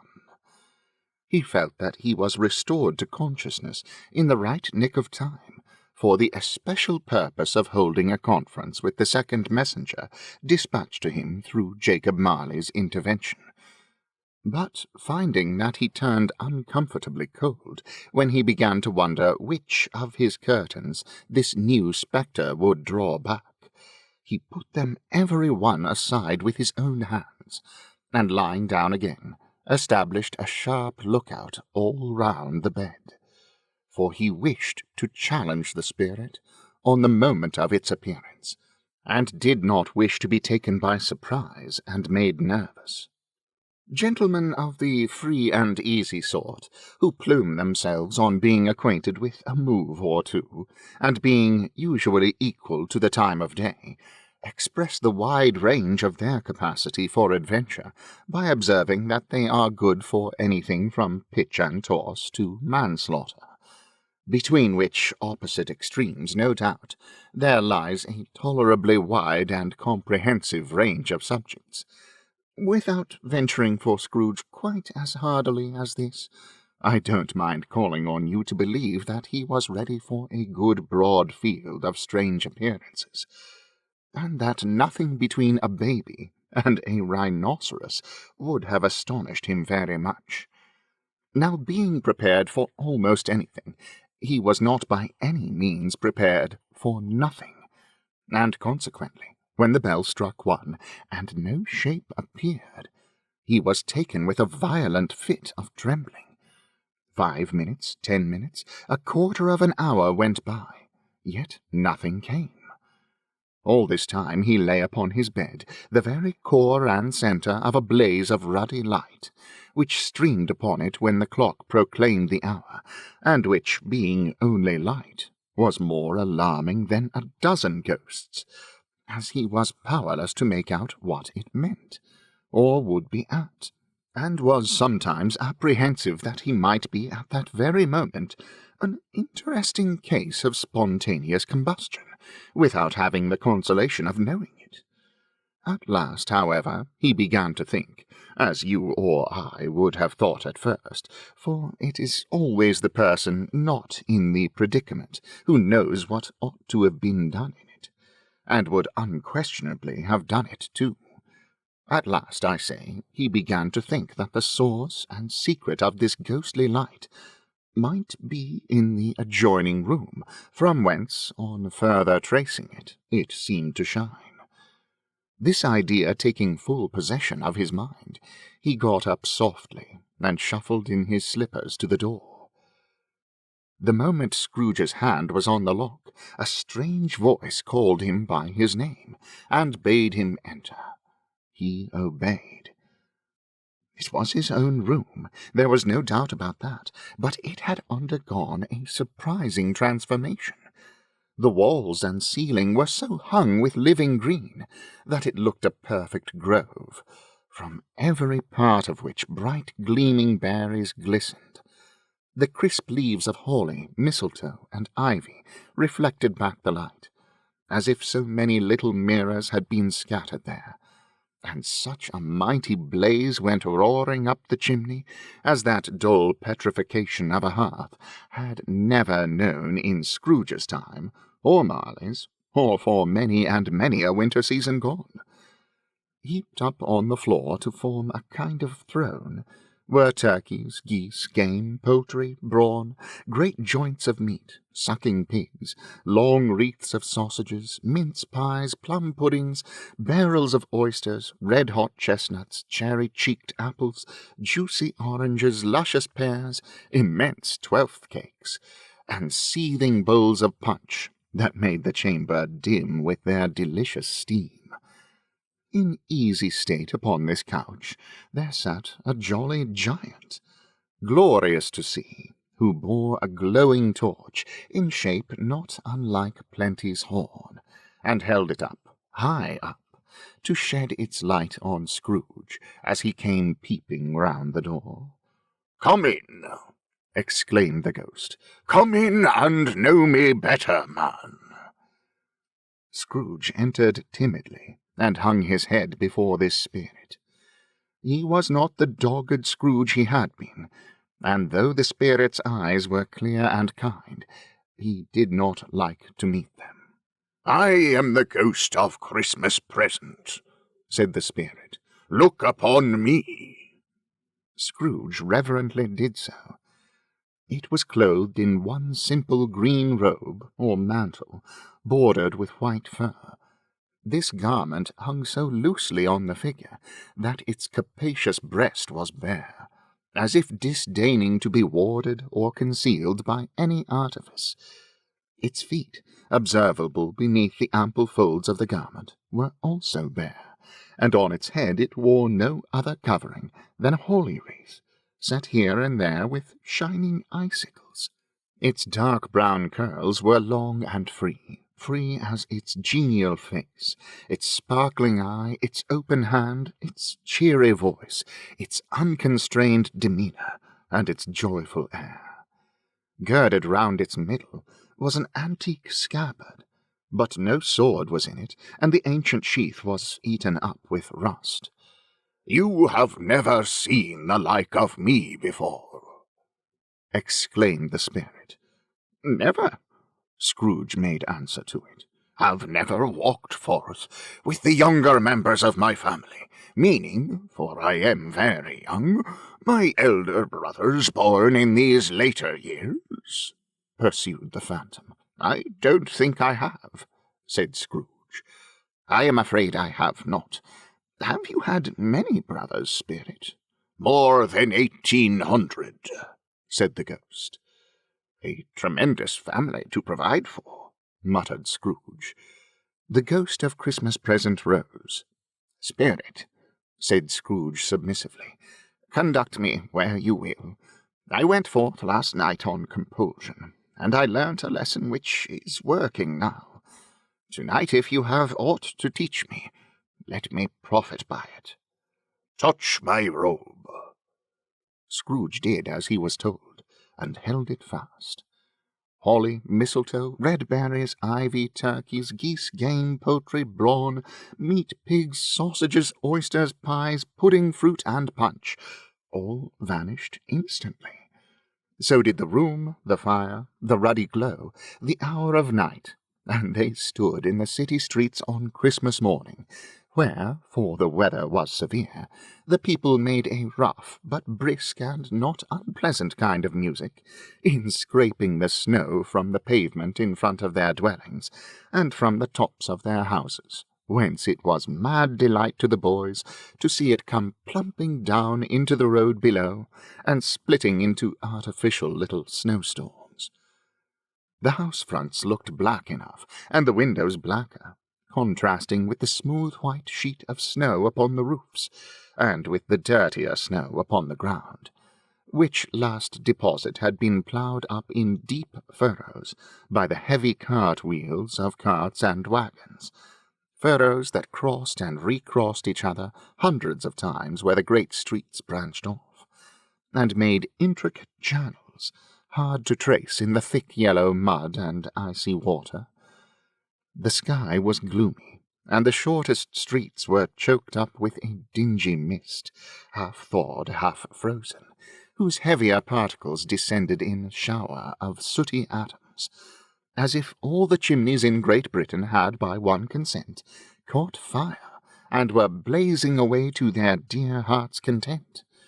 There was nothing very cheerful in the climate or the town, and yet there was an air of cheerfulness abroad that the clearest summer air and brightest summer sun might have endeavoured to diffuse in vain. For the people who were shovelling away on the housetops were jovial and full of glee, calling out to one another from the parapets, and now and then exchanging a facetious snowball, better-natured missile far than many a wordy jest, laughing heartily if it went right, and not less heartily if it went wrong. The poulterers' shops were still half open, and the fruiterers were radiant in their glory. There were great red, round, pot-bellied baskets of chestnuts, shaped like the waistcoats of jolly old gentlemen, lolling at the doors, and tumbling out into the streets in their apoplectic opulence. There were ruddy, brown-faced, broad-girthed Spanish friars, and winking from their shelves in wanton slyness at the girls as they went by, and glanced demurely at the hung-up mistletoe. There were pears and apples clustered high in blooming pyramids. There were bunches of grapes made in the shopkeeper's benevolence to dangle from conspicuous hooks, that people's mouths might water gratis as they passed. There were piles of filberts, mossy and brown, recalling in their fragrance ancient walks among the woods, and pleasant shufflings ankle-deep through withered leaves. There were Norfolk biffins, squab and swarthy, setting off the yellow of the oranges and lemons, and in the great compactness of their juicy persons, urgently entreating and beseeching to be carried home in paper bags and eaten after dinner.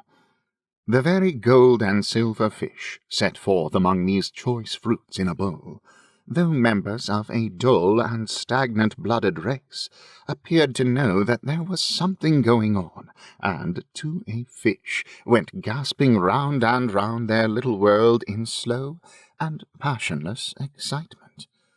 The grocers, oh, the grocers, nearly closed, with perhaps 2 shutters down, or 1.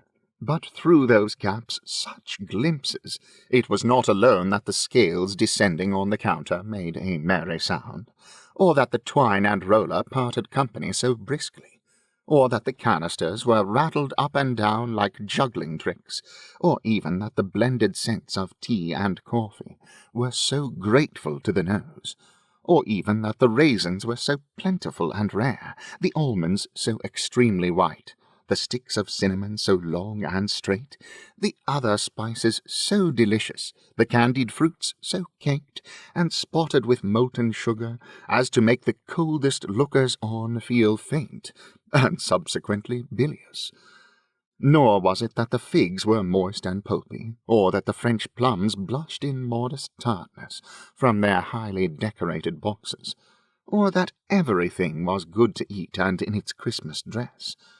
But the customers were all so hurried and so eager in the hopeful promise of the day that they tumbled up against each other at the door, crashing their wicker baskets wildly, and left their purchases upon the counter, and came running back to fetch them, and committed hundreds of the like mistakes in the best humour possible, while the grocer and his people were so frank and fresh that the polished hearts with which they fastened their aprons behind might have been their own, worn outside for general inspection, and for Christmas doors to peck at if they chose. But soon the steeples called good people all to church and chapel, and away they came, flocking through streets in their best clothes and with their gayest faces. And at the same time there emerged from score of by-streets, lanes, and nameless turnings innumerable people, carrying their dinners to the bakers' shops. The sight of these poor revellers appeared to interest the spirit very much, for he stood with Scrooge beside him in a baker's doorway, and taking off the covers as their bearers passed, sprinkled incense on their dinners from his torch. And it was a very uncommon kind of torch, for once or twice, when there were angry words between some dinner-carriers who had jostled each other, he shed a few drops of water on them from it, and their good humour was restored directly, for they said it was a shame to quarrel upon Christmas Day, and so it was. God love it, so it was. In time the bells ceased, and the bakers were shut up, and yet there was a genial shadowing forth of all these dinners, and the progress of their cooking, in the thawed blotch of wet above each baker's oven, where the pavement smoked, as if its stones were cooking too. "Is there a peculiar flavour in what you sprinkle from your torch?" asked Scrooge. "There is, my own." "Would it apply to any kind of dinner on this day?" asked Scrooge. "To any kindly given. To a poor one most." "Why to a poor one most?" asked Scrooge. "Because it needs it most." "Spirit," said Scrooge, after a moment's thought, "I wonder you, of all the beings in the many worlds about us, should desire to cramp these people's opportunities of innocent enjoyment." "I?" cried the spirit. "You would deprive them of their means of dining every 7th day, often the only day on which they can be said to dine at all," said Scrooge, "wouldn't you?" "I?" cried the spirit.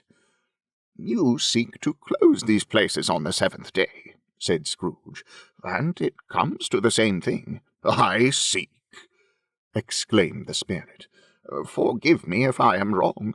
It has been done in your name, or at least in that of your family," said Scrooge. "There are some upon this earth of yours," returned the spirit, "who lay claim to know us, and who do their deeds of passion, pride, ill will, hatred, envy, bigotry, and selfishness in our name, who are as strange to us and all our kith and kin as if they had never lived, Remember that, and charge their doings on themselves, not us." Scrooge promised that he would, and they went on, invisible, as they had been before, into the suburbs of the town. It was a remarkable quality of the ghost, which Scrooge had observed at the baker's, that, notwithstanding his gigantic size, he could accommodate himself to any place with ease, and that he stood beneath a low roof quite as gracefully, and like a supernatural creature, as it was possible he could have done in any lofty hall. And perhaps it was the pleasure the good spirit had in showing off this power of his, or else it was his own kind, generous, hearty nature, and his sympathy with all poor men, that led him straight to Scrooge's clerk's. For there he went, and took Scrooge with him, holding to his robe, and on the threshold of the door the spirit smiled, and stopped to bless Bob Cratchit's dwelling with the sprinkling of his torch. Think of that! Bob had but 15 bob a week himself. He pocketed on Saturdays but 15 copies of his Christian name, and yet the ghost of Christmas present blessed his 4-roomed house. Then up rose Mrs. Cratchit, Cratchit's wife, dressed out but poorly in a twice-turned gown, but brave in ribbons, which are cheap, and make a goodly show for 6pence. And she laid the cloth, assisted by Belinda Cratchit, second of her daughters, also brave in ribbons, while Master Peter Cratchit plunged a fork into the saucepan of potatoes, and getting the corners of his monstrous shirt-collar, Bob's private property conferred upon his son and heir, in honour of the day, into his mouth, rejoiced to find himself so gallantly attired, and yearned to show his linen in the fashionable parks. And now 2 smaller Cratchits, boy and girl, came tearing in, screaming that outside the baker's they had smelt the goose and known it for their own, and basking in luxurious thoughts of sage and onion, these young Cratchits danced about the table, and exalted Master Peter Cratchit to the skies, while he, not proud, although his collars nearly choked him, blew the fire until the slow potatoes, bubbling up, knocked loudly at the saucepan to be let out and peeled. "What has ever got your precious father, then?" said Mrs. Cratchit, "and your brother, Tiny Tim? And Martha weren't as late last Christmas Day by half an hour." "Here's Martha, mother," said a girl, appearing as she spoke. "Here's Martha, mother," cried the 2 young Cratchits. "Hurrah! There's such a goose, Martha!" "Why, bless your heart alive, my dear, how late you are!"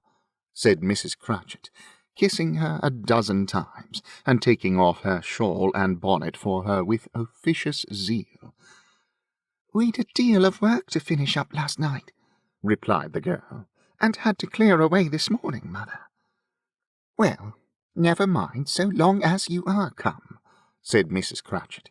"Sit ye down before the fire, my dear, and have a warm, Lord bless ye."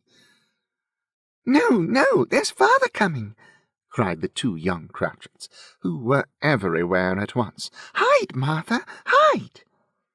So Martha hid herself, and in came little Bob, the father, with at least 3 feet of comforter exclusive of the fringe, hanging down before him, and his threadbare clothes darned up and brushed to look seasonable, and Tiny Tim upon his shoulder. Alas for Tiny Tim! He bore a little crutch, and had his limbs supported by an iron frame. "Why, where's our Martha?" cried Bob Cratchit, looking round. "Not coming," said Mrs. Cratchit. "Not coming?" said Bob, with a sudden declension in his high spirits, for he had been Tim's blood-horse all the way from church, and had come home rampant. "Not coming? Upon Christmas Day?" Martha didn't like to see him disappointed, if it were only in joke, so she came out prematurely from behind the closet door, and ran into his arms, while the 2 young Cratchits hustled Tiny Tim, and bore him off into the wash-house, that he might hear the pudding singing in the copper. "And how did little Tim behave?" asked Mrs. Cratchit, when she had rallied Bob on his credulity, and Bob had hugged his daughter to his heart's content. "As good as gold," said Bob, "and better. Somehow he gets thoughtful, sitting by himself so much, and thinks the strangest things you ever heard. He told me, coming home, that he hoped the people saw him in the church because he was a cripple, and it might be pleasant to them to remember upon Christmas Day who made lame beggars walk and blind men see." Bob's voice was tremulous when he told them this, and trembled more when he said that Tiny Tim was growing strong and hardy. His active little crutch was heard upon the floor, and back came Tiny Tim before another word was spoken, escorted by his brother and sister to his stool before the fire, and while Bob, turning up his cuffs, as if, poor fellow, they were capable of being made more shabby, compounded some hot mixture in a jug with gin and lemons, and stirred it round and round, and put it on the hob to simmer. Master Peter and the two ubiquitous young Cratchits went to fetch the goose, with which they soon returned in high procession. Such a bustle ensued that you might have thought a goose the rarest of all birds, a feathered phenomenon, to which a black swan was a matter of course, and in truth it was something very like it in that house. Mrs. Cratchit made the gravy, ready beforehand in a little saucepan, hissing hot. Master Peter mashed the potatoes with incredible vigour. Miss Belinda sweetened up the apple-sauce. Martha dusted the hot plates. Bob took Tiny Tim beside him in a tiny corner at the table. The two young Cratchits set chairs for everybody, not forgetting themselves, and mounting guard upon their posts, crammed spoons into their mouths, lest they should shriek for goose before their turn came to be helped. At last the dishes were set on, and grace was said. It was succeeded by a breathless pause, as Mrs. Cratchit, looking slowly all along the carving-knife, prepared to plunge it in the breast, but when she did, and when the long-expected gush of stuffing issued forth, one murmur of delight arose all round the board, and even Tiny Tim, excited by the two young Cratchits, beat on the table with the handle of his knife, and feebly cried, "Hurrah!" There never was such a goose. Bob said he didn't believe there ever was such a goose cooked. Its tenderness and flavour, size and cheapness, were the themes of universal admiration. Eked out by apple-sauce and mashed potatoes, it was a sufficient dinner for the whole family. Indeed, as Mrs. Cratchit said with great delight, surveying one small atom of a bone upon the dish, they hadn't ate it all at last, yet everyone had had enough, and the youngest Cratchits in particular were steeped in sage and onion to the eyebrows. But now, the plates being changed by Miss Belinda, Mrs. Cratchit left the room alone, too nervous to bear witness, to take the pudding up and bring it in. Suppose it should not be done enough? Suppose it should break in turning out? Suppose somebody should have got over the wall of the backyard and stolen it, while they were merry with the goose, a supposition at which the two young Cratchits became livid. All sorts of horrors were supposed. Hallo! A great deal of steam. The pudding was out of the copper. A smell like a washing day. That was the cloth. A smell like an eating-house, and pastry-cooks next door to each other, with the laundresses next door to that. That was the pudding. In half a minute Mrs. Cratchit entered, flushed but smiling proudly, with the pudding like a speckled cannon-ball, so hard and firm, blazing in half a quartern of ignited brandy, and bedight with Christmas holly stuck into the top. Oh, a wonderful pudding, Bob Cratchit said, and calmly too, that he regarded it as the greatest success achieved by Mrs. Cratchit since their marriage. Mrs. Cratchit said that, now that the weight was off her mind, she would confess she had had her doubts about the quantity of flour. Everybody had something to say about it, but nobody said or thought it was at all a small pudding for a large family. It would have been flat heresy to do so. Any Cratchit would have blushed to hint at such a thing. At last the dinner was all done. The cloth was cleared, the hearth swept, and the fire made up, the compound in the jug being tasted and considered perfect. Apples and oranges were put upon the table, and a shovelful of chestnuts on the fire. Then all the Cratchit family drew round the hearth, in what Bob Cratchit called a circle, meaning half a one, and at Bob Cratchit's elbow stood the family display of glass, 2 tumblers, and a custard cup without a handle. These held the hot stuff from the jug, however, as well as golden goblets would have done, and Bob served it out with beaming looks, while the chestnuts on the fire sputtered and cracked noisily. Then Bob proposed, "A Merry Christmas to us all, my dears. God bless us," which all the family re-echoed. "God bless us, everyone," said Tiny Tim, the last of all. He sat very close to his father's side upon his little stool. Bob held his withered little hand in his, as if he loved the child, and wished to keep him by his side, and dreaded that he might be taken from him. "Spirit," said Scrooge, with an interest he had never felt before, "tell me if Tiny Tim will live." "I see a vacant seat," replied the ghost, "in the poor chimney corner, and a crutch without an owner, carefully preserved. If these shadows remain unaltered by the future, the child will die." "No, no," said Scrooge. "Oh, no, kind spirit, say he will be spared." "If these shadows remain unaltered by the future, none other of my race," returned the ghost, "will find him here. What then? If he be like to die, he had better do it, and decrease this surplus population." Scrooge hung his head to hear his own words quoted by the spirit, and was overcome with penitence and grief. "Man," said the ghost, "if man you be in heart, not adamant, forbear that wicked cant until you have discovered what the surplus is, and where it is. Will you decide what men shall live, what men shall die? It may be that in the sight of heaven you are more worthless and less fit to live than millions like this poor man's child.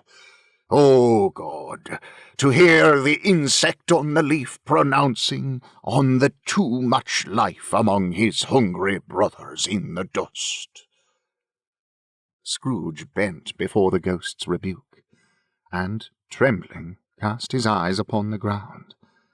But he raised them speedily, on hearing his own name. "Mr. Scrooge," said Bob. "I'll give you Mr. Scrooge, the founder of the feast." "The founder of the feast, indeed!" cried Mrs. Cratchit, reddening. "I wish I had him here. I'd give him a piece of my mind to feast upon, and I hope he'd have a good appetite for it." "My dear," said Bob, "the children. Christmas Day."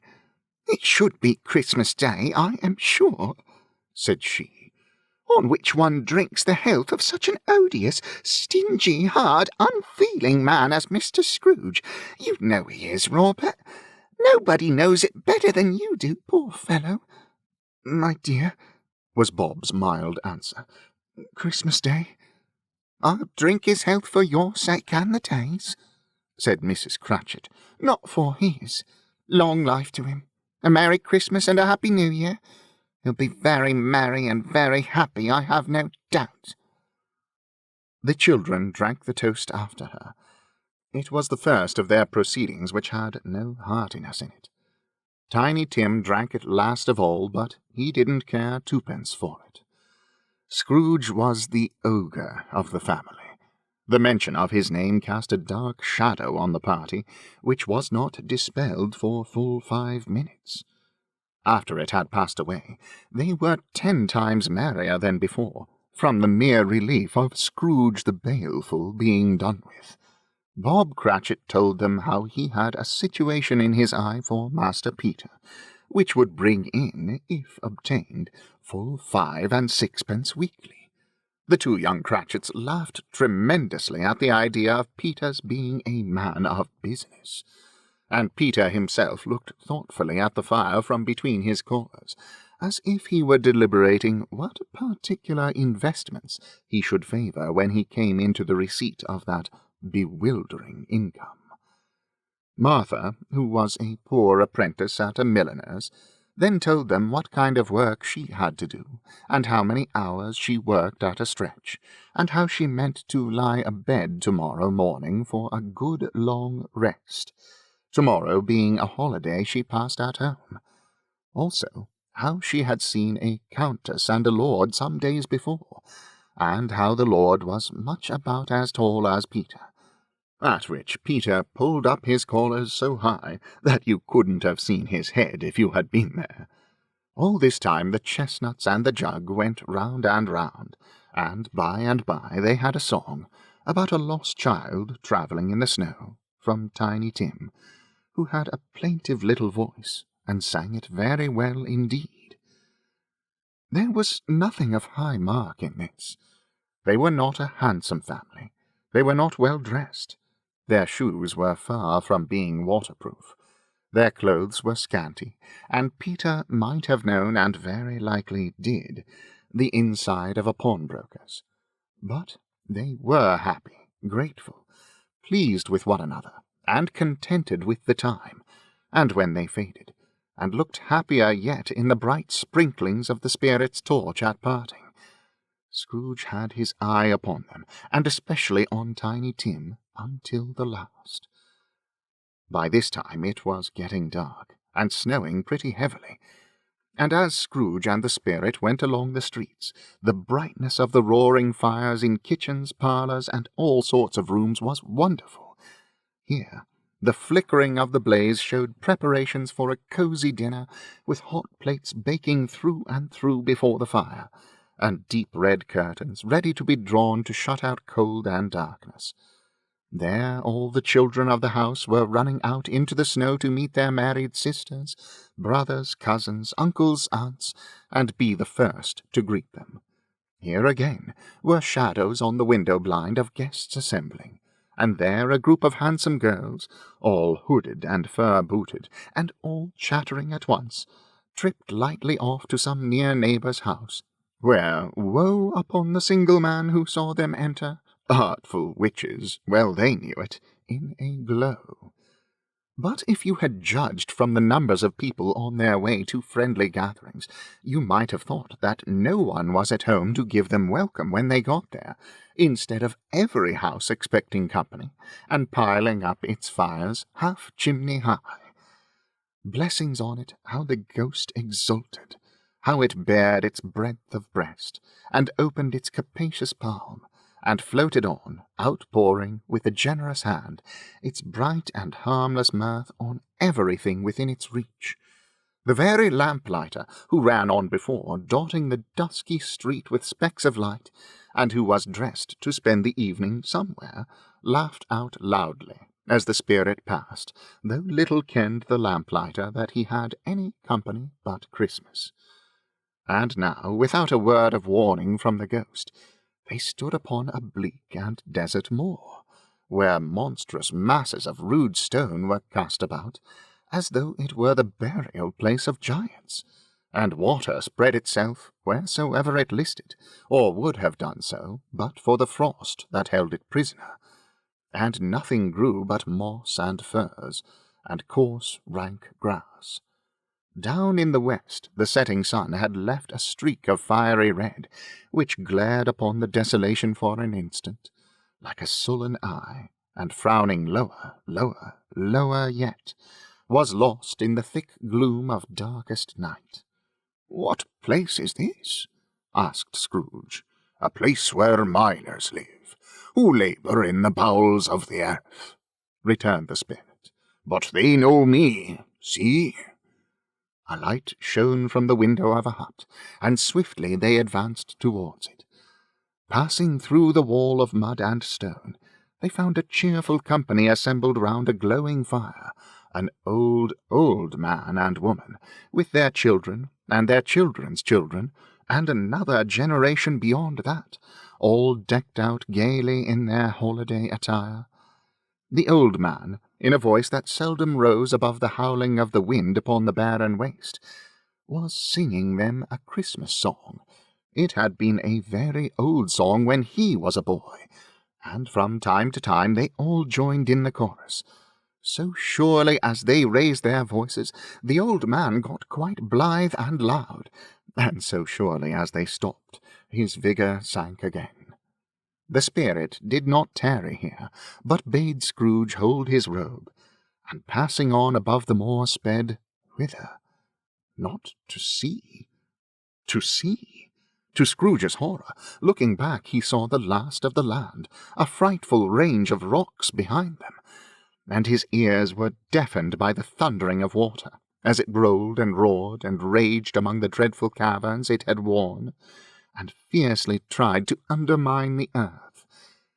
Built upon a dismal reef of sunken rocks, some league or so from shore, on which the waters chafed and dashed the wild year through, there stood a solitary lighthouse.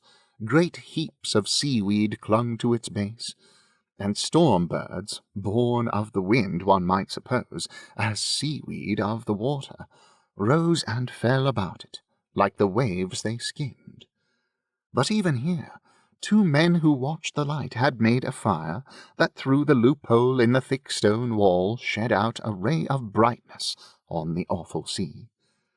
Joining their horny hands over the rough table at which they sat, they wished each other Merry Christmas in their can of grog, and one of them, the elder too, with his face all damaged and scarred with hard weather, as the figurehead of an old ship might be, struck up a sturdy song that was like a gale in itself.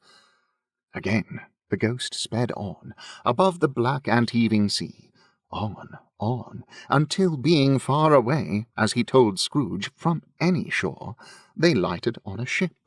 They stood beside the helmsman at the wheel, the lookout in the bow, the officers who had the watch, dark, ghostly figures in their several stations, but every man among them hummed a Christmas tune, or had a Christmas thought, or spoke below his breath to his companion of some bygone Christmas day, with homeward hopes belonging to it, and every man on board, waking or sleeping, good or bad, had had a kinder word for another on that day than on any day in the year, and had shared to some extent in its festivities, and had remembered those he cared for at a distance, and had known that they delighted to remember him. It was a great surprise to Scrooge, while listening to the moaning of the wind, and thinking what a solemn thing it was to move on the lonely darkness over an unknown abyss, whose depths were secrets as profound as death. It was a great surprise to Scrooge, while thus engaged, to hear a hearty laugh. It was a much greater surprise to Scrooge to recognize it as his own nephew's, and to find himself in a bright, dry, gleaming room, with the spirit standing smiling by his side, and looking at that same nephew with approving affability. "Ha, ha, ha!" laughed Scrooge's nephew. "Ha, ha, ha, ha! If you should happen, by any unlikely chance, to know a man more blessed in a laugh than Scrooge's nephew, all I can say is, I should like to know him too. Introduce him to me, and I'll cultivate his acquaintance. It is a fair, even-handed, noble adjustment of things, that while there is infection in disease and sorrow, there is nothing in the world so irresistibly contagious as laughter and good humour. When Scrooge's nephew laughed in this way, holding his sides, rolling his head, and twisting his face into the most extravagant contortions, Scrooge's niece by marriage laughed as heartily as he, and their assembled friends, being not a bit behindhand, roared out lustily. "He said that Christmas was a humbug, as I live!" cried Scrooge's nephew. "He believed it, too." "More shame for him, Fred," said Scrooge's niece indignantly. Bless those women, they never do anything by halves. They are always in earnest. She was very pretty, exceedingly pretty, with a dimpled, surprised-looking capital face, a ripe little mouth that seemed made to be kissed, as no doubt it was. All kinds of good little dots about her chin that melted into one another when she laughed, and the sunniest pair of eyes you ever saw in any little creature's head. Altogether she was what you would have called provoking, you know, but satisfactory. "He's a comical old fellow," said Scrooge's nephew. "That's the truth, and not so pleasant as he might be. However, his offences carry their own punishment, and I have nothing to say against him." "I'm sure he is very rich, Fred," hinted Scrooge's niece. "At least you always tell me so." "What of that, my dear?" said Scrooge's nephew. "His wealth is of no use to him. He don't do any good with it. He don't make himself comfortable with it. He hasn't the satisfaction of thinking that he is ever going to benefit us with it." "I have no patience with him," observed Scrooge's niece. Scrooge's niece's sisters and all the other ladies expressed the same opinion. "Oh, I have," said Scrooge's nephew. "I am sorry for him. I couldn't be angry with him if I tried. Who suffers by his ill whims? Himself, always. Here he takes it into his head to dislike us, and he won't come and dine with us. What's the consequence? He don't lose much of a dinner." "Indeed, I think he loses a very good dinner," interrupted Scrooge's niece. Everybody else said the same, and they must be allowed to have been competent judges, because they had just had dinner, and, with the dessert upon the table, were clustered round the fire by lamplight. "Well, I'm very glad to hear it," said Scrooge's nephew, "because I haven't great faith in these young housekeepers. What do you say, Topper?" Topper had clearly got his eye upon one of Scrooge's niece's sister, for he answered that a bachelor was a wretched outcast who had no right to express an opinion on the subject. Whereat Scrooge's niece's sister, the plump one with the lace tucker, not the one with the roses, blushed. "Do go on, Fred," said Scrooge's niece, clapping her hands. "He never finishes what he begins to say. He is such a ridiculous fellow." Scrooge's nephew revelled in another laugh, and as it was impossible to keep the infection off, though the plump sister tried hard to do it with aromatic vinegar, his example was unanimously followed. "I was only going to say," said Scrooge's nephew, "that the consequence of his taking a dislike to us, and not making merry with us, is, as I think, that he loses some pleasant moments, which could do him no harm.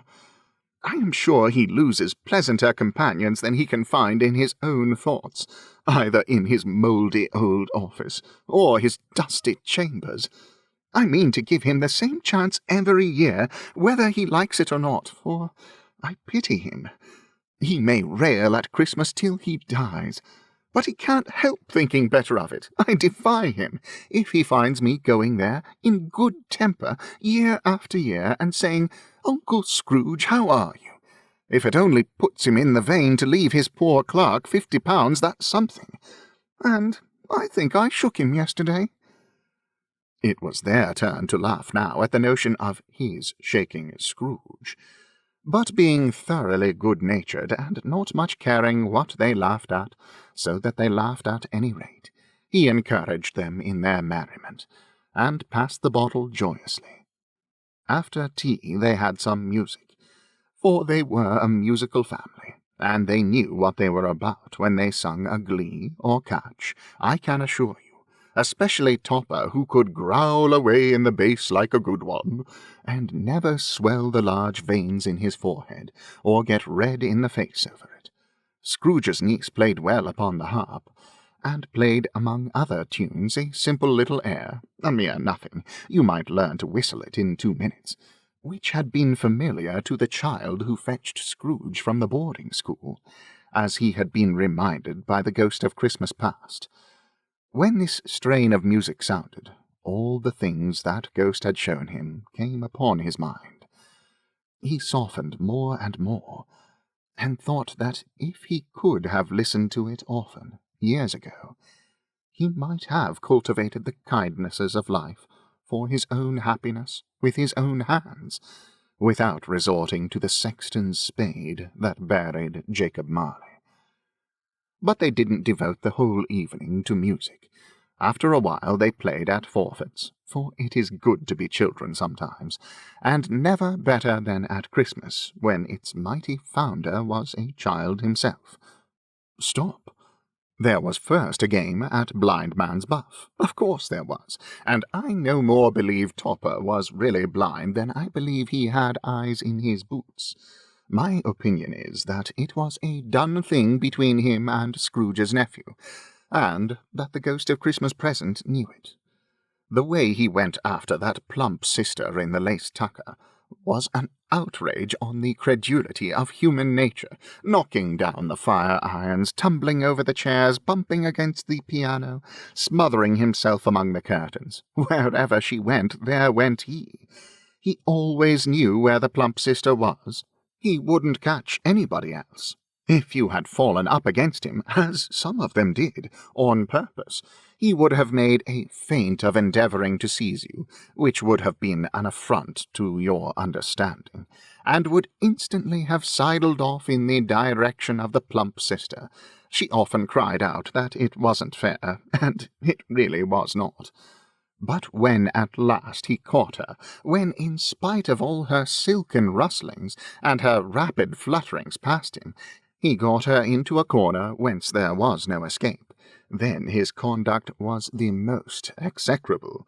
For his pretending not to know her, his pretending that it was necessary to touch her head-dress, and further to assure himself of her identity by pressing a certain ring upon her finger, and a certain chain about her neck, was vile, monstrous. No doubt she told him her opinion of it when, another blind man being in office, they were so very confidential together behind the curtains. Scrooge's niece was not one of the blind man's buff party, but was made comfortable with a large chair and a footstool in a snug corner, where the ghost and Scrooge were close behind her. But she joined in the forfeits, and loved her love to admiration with all the letters of the alphabet. Likewise at the game of how, when, and where, she was very great, and, to the secret joy of Scrooge's nephew, beat her sisters hollow, though they were sharp girls too, as could have told you.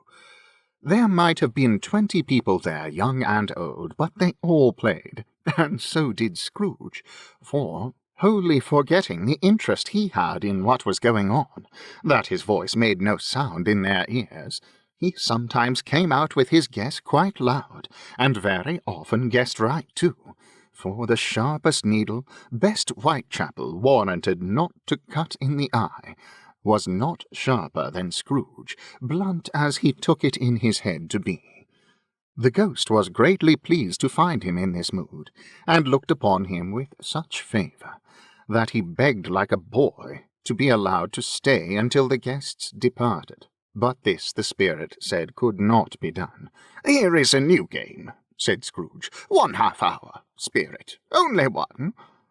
It was a game called Yes and No, where Scrooge's nephew had to think of something, and the rest must find out what, he only answering to their questions yes or no, as the case was. The brisk fire of questioning to which he was exposed elicited from him that he was thinking of an animal, a live animal, rather a disagreeable animal, a savage animal, an animal that growled and grunted sometimes, and talked sometimes, and lived in London, and walked about the streets, and wasn't made a show of, and wasn't led by anybody, and didn't live in a menagerie, and was never killed in a market, and was not a horse, or an ass, or a cow, or a bull, or a tiger, or a dog, or a pig, or a cat, or a bear.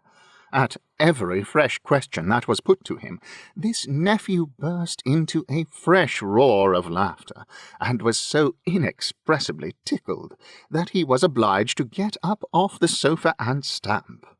At last, the plump sister, falling into a similar state, cried out, "I have found it out! I know what it is, Fred! I know what it is!" "What is it?" cried Fred. "It's your Uncle Scrooge!" Which it certainly was. Admiration was the universal sentiment, though some objected that the reply to "Is it a bear?" ought to have been yes, inasmuch as an answer in the negative was sufficient to have diverted their thoughts from Mr. Scrooge, supposing they had ever had any tendency in that way. "He has given us plenty of merriment, I am sure," said Fred, "and it would be ungrateful not to drink his health. Here is a glass of mulled wine ready to our hand at the moment, and I say, Uncle Scrooge." "Well, Uncle Scrooge," they cried, "a Merry Christmas and a Happy New Year to the old man, whatever he is," said Scrooge's nephew. "He wouldn't take it from me, but may he have it, nevertheless, Uncle Scrooge." Uncle Scrooge had imperceptibly become so gay and light of heart that he would have pledged the unconscious company in return, and thanked them in an inaudible speech, if the ghost had given him time. But the whole scene passed off in the breath of the last word spoken by his nephew, and he and the spirit were again upon their travels. Much they saw, and far they went, and many homes they visited, but always with a happy end. The spirits stood beside sick beds, and they were cheerful. On foreign lands, and they were close at home. By struggling men, and they were patient in their greater hope. By poverty, and it was rich. In almshouse, hospital, and jail. In misery's every refuge, where vain man in his little brief authority had not made fast the door and barred the spirit out. He left his blessing, and taught Scrooge his precepts. It was a long night, if it were only a night. But Scrooge had his doubts of this, because the Christmas holidays appeared to be condensed into the space of time they passed together. It was strange, too, that while Scrooge remained unaltered in his outward form, the ghost grew older, clearly older. Scrooge had observed this change, but never spoke of it, until they left a children's 12th night party, when, looking at the spirit as they stood together in an open place, he noticed that its hair was grey. "Are spirits' lives so short?" asked Scrooge. "My life upon this globe is very brief," replied the ghost. "It ends tonight." "Tonight?" cried Scrooge. "Tonight at midnight. Hark! The time is drawing near." The chimes were ringing the 11:75 at that moment. "Forgive me if I am not justified in what I ask," said Scrooge, looking intently at the spirit's robe, "but I see something strange and not belonging to yourself protruding from your skirts. Is it a foot or a claw?" "It might be a claw, for the flesh there is upon it," was the spirit's sorrowful reply. "Look here." From the foldings of its robes it brought 2 children, wretched, abject, frightful, hideous, miserable. They knelt down at its feet, and clung upon the outside of its garment. "Oh, man, look here! Look down here!" exclaimed the ghost. They were a boy and a girl, yellow, meagre, ragged, scowling, wolfish, but prostrate too in their humility. where graceful youth should have filled their features out, and touched them with its freshest tints, a stale and shrivelled hand, like that of age, had pinched and twisted them, and pulled them into shreds. Where angels might have sat enthroned, devils lurked, and glared out menacing. No change, no degradation, no perversion of humanity in any grade, through all the mysteries of wonderful creation, as monsters half so horrible and dread. Scrooge started back, appalled. Having them shown to him in this way, he tried to say they were fine children, but the words choked themselves, rather than be parties to a lie of such enormous magnitude. Spirit, are they yours? Scrooge could say no more. They are man's, said the spirit, looking down upon them, and they cling to me, appealing from their fathers. This boy is ignorance, this girl is want. Beware them both, and all of their degree. But most of all beware this boy, for on his brow I see that written which is doom, unless the writing be erased. Deny it, cried the spirit, stretching out its hand toward the city. Slander those who tell it ye. Admit it for your factious purposes, and make it worse, and abide the end. Have they no refuge or resource? Cried Scrooge. Are there no prisons? Said the spirit, turning on him for the last time with his own words. Are there no workhouses? The bell struck 12. Scrooge looked about him for the ghost, and saw it not. As the last stroke ceased to vibrate, he remembered the prediction of old Jacob Marley, and lifting up his eyes, beheld a solemn phantom, draped and hooded, coming like a mist along the ground towards him. Stave 4. The last of the spirits. The phantom slowly, gravely, silently approached. When it came, Scrooge bent down upon his knee, for in the very air through which this spirit moved, it seemed to scatter gloom and mystery. It was shrouded in a deep black garment, which concealed its head, its face, its form, and left nothing of it visible save one outstretched hand. But for this, it would have been difficult to detach its figure from the night, and separate it from the darkness by which it was surrounded. He felt that it was tall and stately when it came beside him, and that its mysterious presence filled him with a solemn dread. He knew no more, for the spirit neither spoke nor moved. "I am in the presence of the ghost of Christmas yet to come," said Scrooge. The spirit answered not, but pointed onward with its hand.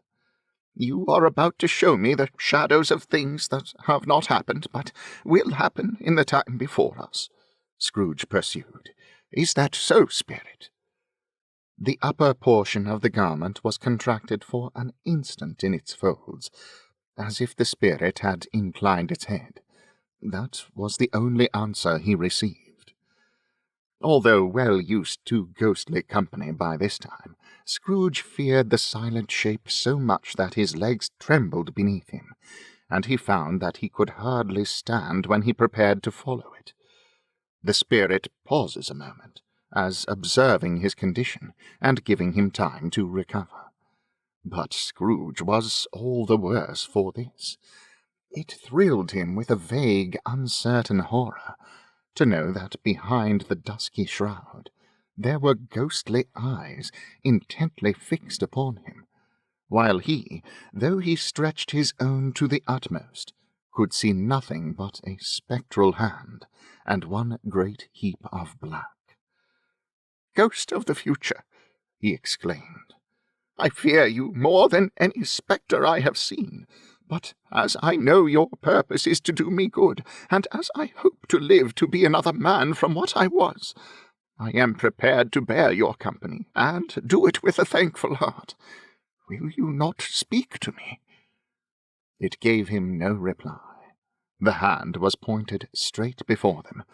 "Lead on," said Scrooge. "Lead on.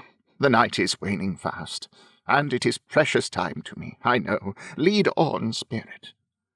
The phantom moved away as it had come towards him. Scrooge followed in the shadow of its dress, which bore him up, he thought, and carried him along. They scarcely seemed to enter the city, for the city rather seemed to spring up about them, and encompass them of its own act. But there they were, in the heart of it, on 'change amongst the merchants, who hurried up and down, and chinked the money in their pockets, and conversed in groups, and looked at their watches, and trifled thoughtfully with their great gold seals, and so forth, as Scrooge had seen them often. The spirit stopped beside one little knot of business-men. Observing that the hand was pointed to them, Scrooge advanced to listen to their talk. "No," said a great fat man with a monstrous chin. "I don't know much about it either way. I only know he's dead." "When did he die?" inquired another. "Last night, I believe." "Why, what was the matter with him?" asked a third, taking a vast quantity of snuff out of a very large snuff-box. "I thought he'd never die." "God knows," said the first with a yawn. "What has he done with his money?" asked a red-faced gentleman with a pendulous excrescence on the end of his nose, that shook like the gills of a turkey-cock. "I haven't heard," said the man with the large chin, yawning again. "Left it to his company, perhaps. He hasn't left it to me, that's all I know." This pleasantry was received with a general laugh. "It's likely to be a very cheap funeral," said the same speaker, "for upon my life I don't know of anybody to go to it. Suppose we make up a party and volunteer." "I don't mind going, if a lunch is provided," observed the gentleman with the excrescence on his nose. "But I must be fed if I make one." Another laugh. "Well, I am the most disinterested among you after all," said the first speaker, "for I never wear black gloves, and I never eat lunch. But I'll offer to go if anybody else will. When I come to think of it, I'm not sure at all that I wasn't his most particular friend, for we used to stop and speak whenever we met. Bye-bye." Speakers and listeners strolled away, and mixed with other groups. Scrooge knew the men, and looked towards the spirit for an explanation. The phantom glided on into a street. Its finger pointed to two persons meeting. Scrooge listened again, thinking that the explanation might lie here. He knew these men also perfectly. They were men of business, very wealthy, and of great importance. He had made a point of always standing well in their esteem, in a business point of view, that is, strictly in a business point of view. "How are you?" said one. "How are you?" returned the other. "Well," said the first, "old Scratch has got his own at last, eh?" "So I am told," returned the second. "Cold, isn't it?" "Seasonable for Christmas time. You're not a skater, I suppose?" No, something else to think of. Good morning." Not another word. That was their meeting, their conversation, and their parting. Scrooge was at first inclined to be surprised that the spirit should attach importance to conversations apparently so trivial, but feeling assured that they must have some hidden purpose, he set himself to consider what it was likely to be. They could scarcely be supposed to have any bearing on the death of Jacob, his old partner, for that was past, and this ghost's province was the future. Nor could he think of anyone immediately connected with himself, to whom he could apply them. But nothing doubting that to whomsoever they applied, they had some latent moral for his own improvement, he resolved to treasure up every word he heard, and everything he saw, and especially to observe the shadow of himself when it appeared.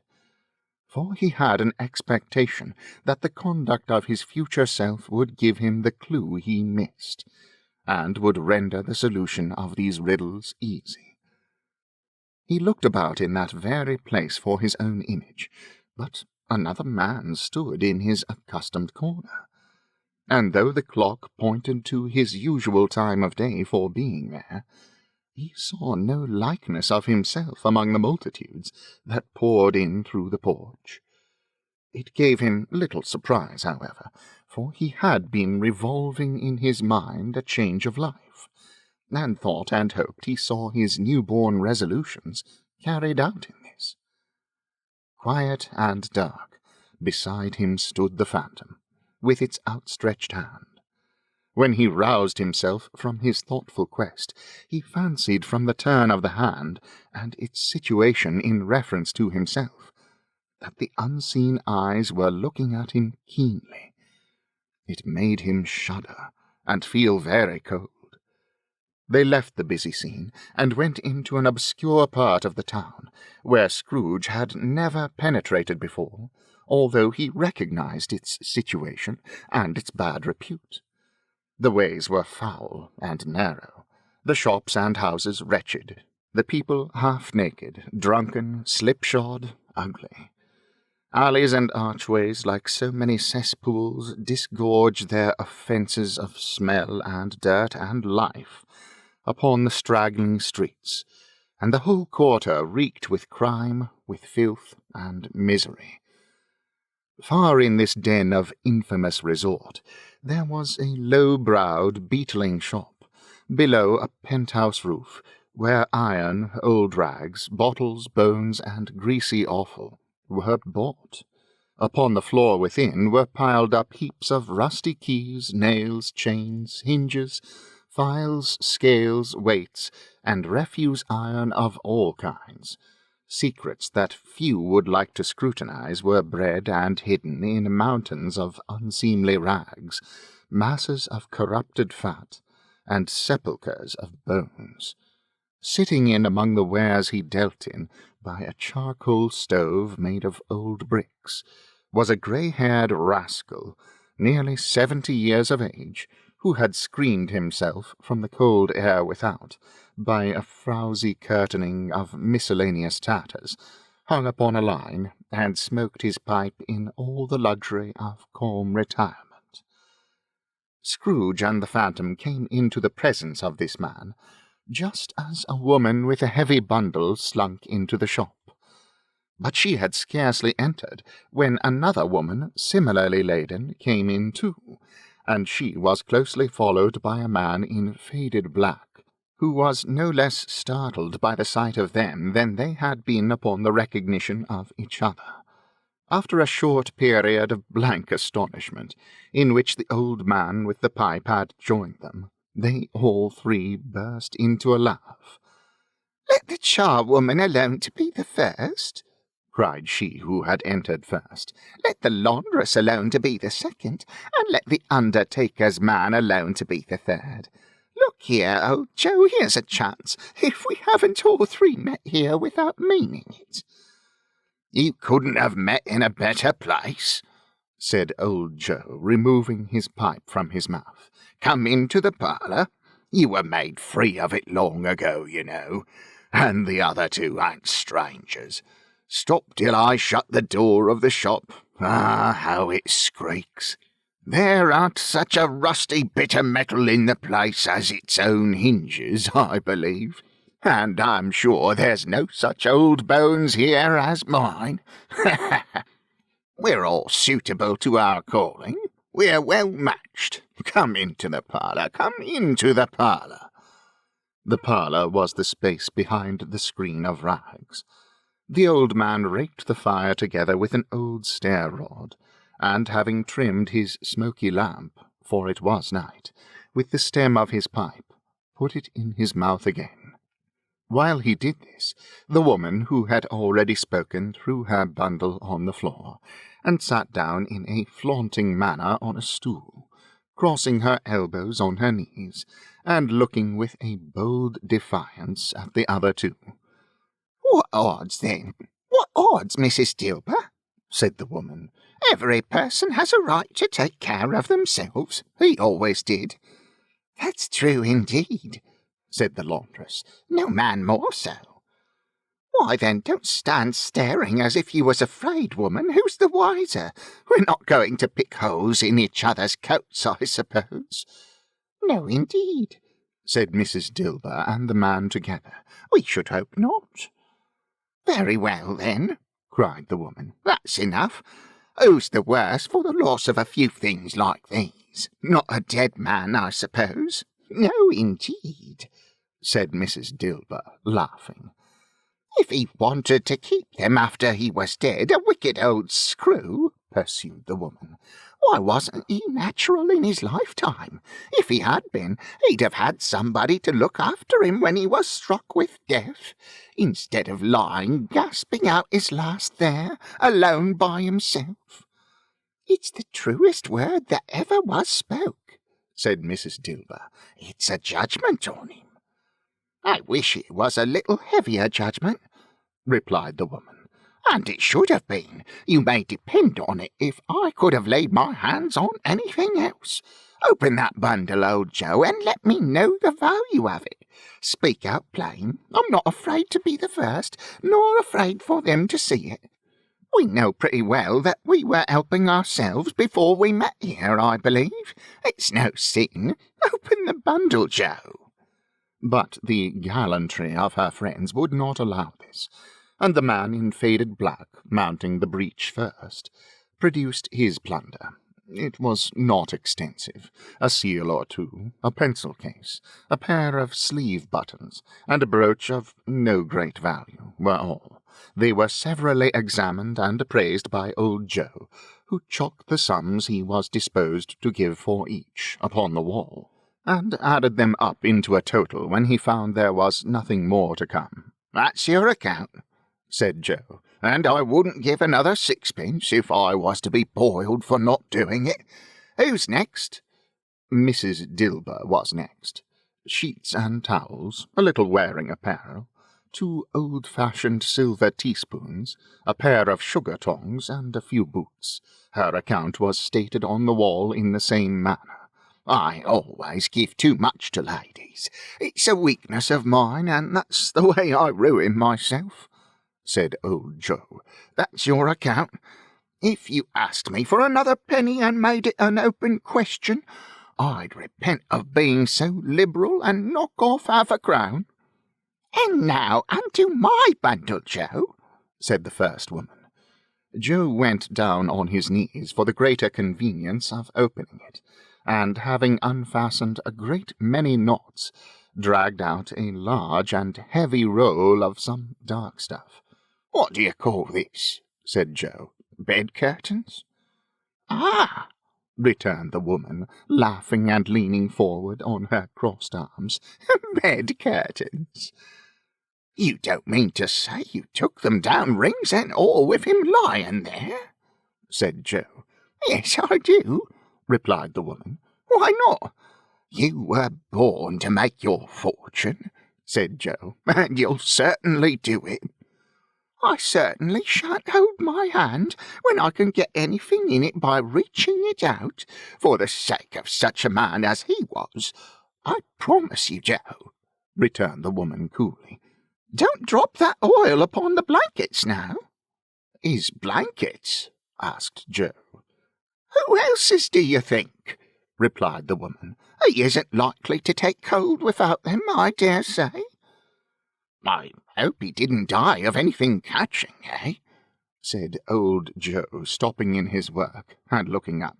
"Don't you be afraid of that," returned the woman. "I ain't so fond of his company that I'd loiter about him for such things if he did.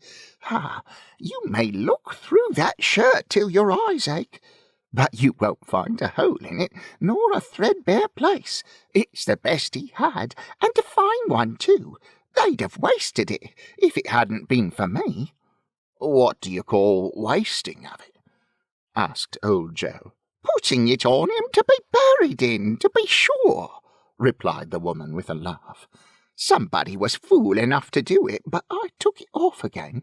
If calico ain't good enough for such a purpose, it isn't good enough for anything. It's quite as becoming to the body. He can't look any uglier than he did in that one." Scrooge listened to this dialogue in horror. As they sat grouped about their spoil, in the scanty light afforded by the old man's lamp, he viewed them with a detestation and disgust, which could hardly have been greater were they demons marketing the corpse itself. "Ha, ha, ha!" laughed the same woman, when old Joe, producing a flannel bag with money in it, told out their several gains upon the ground. "This is the end of it, you see. He frightened everyone away from him when he was alive, to profit us when he was dead." "Spirit," said Scrooge, shuddering from head to foot. I see. The case of this unhappy man might be my own. My life tends that way now.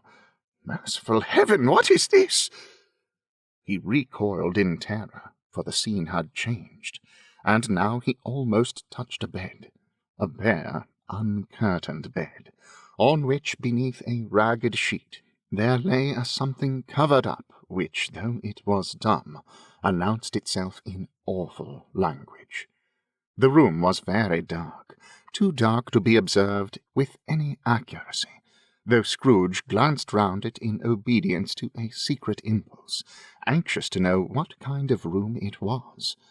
A pale light rising in the outer air fell straight upon the bed, and on it, plundered and bereft, unwatched, unwept, uncared for, was the body of this man.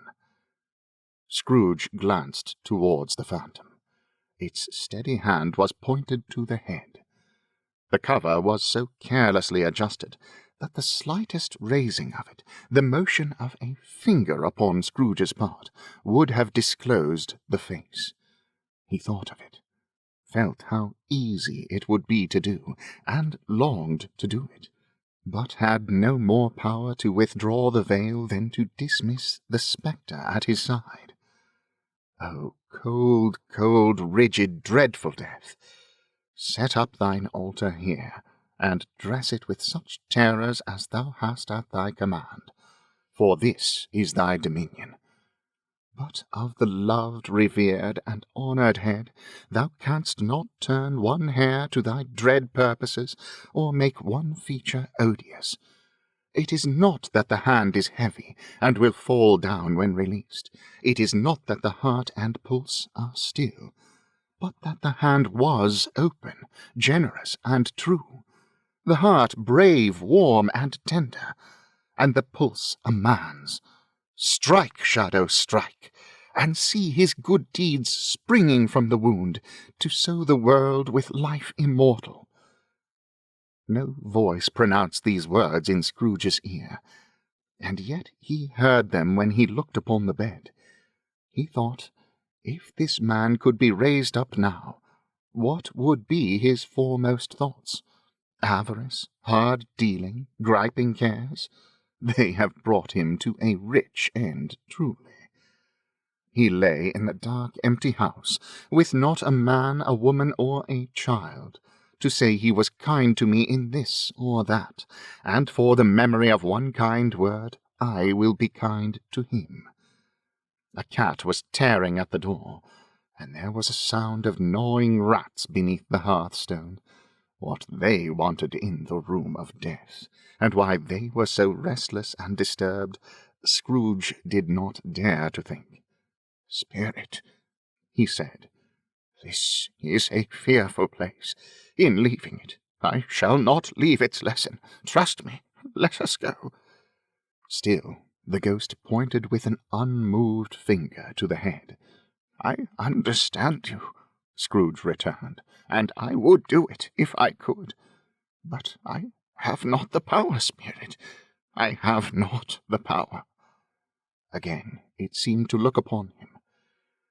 "If there is any person in the town who feels emotion caused by this man's death," said Scrooge, quite agonized. "Show that person to me, spirit, I beseech you."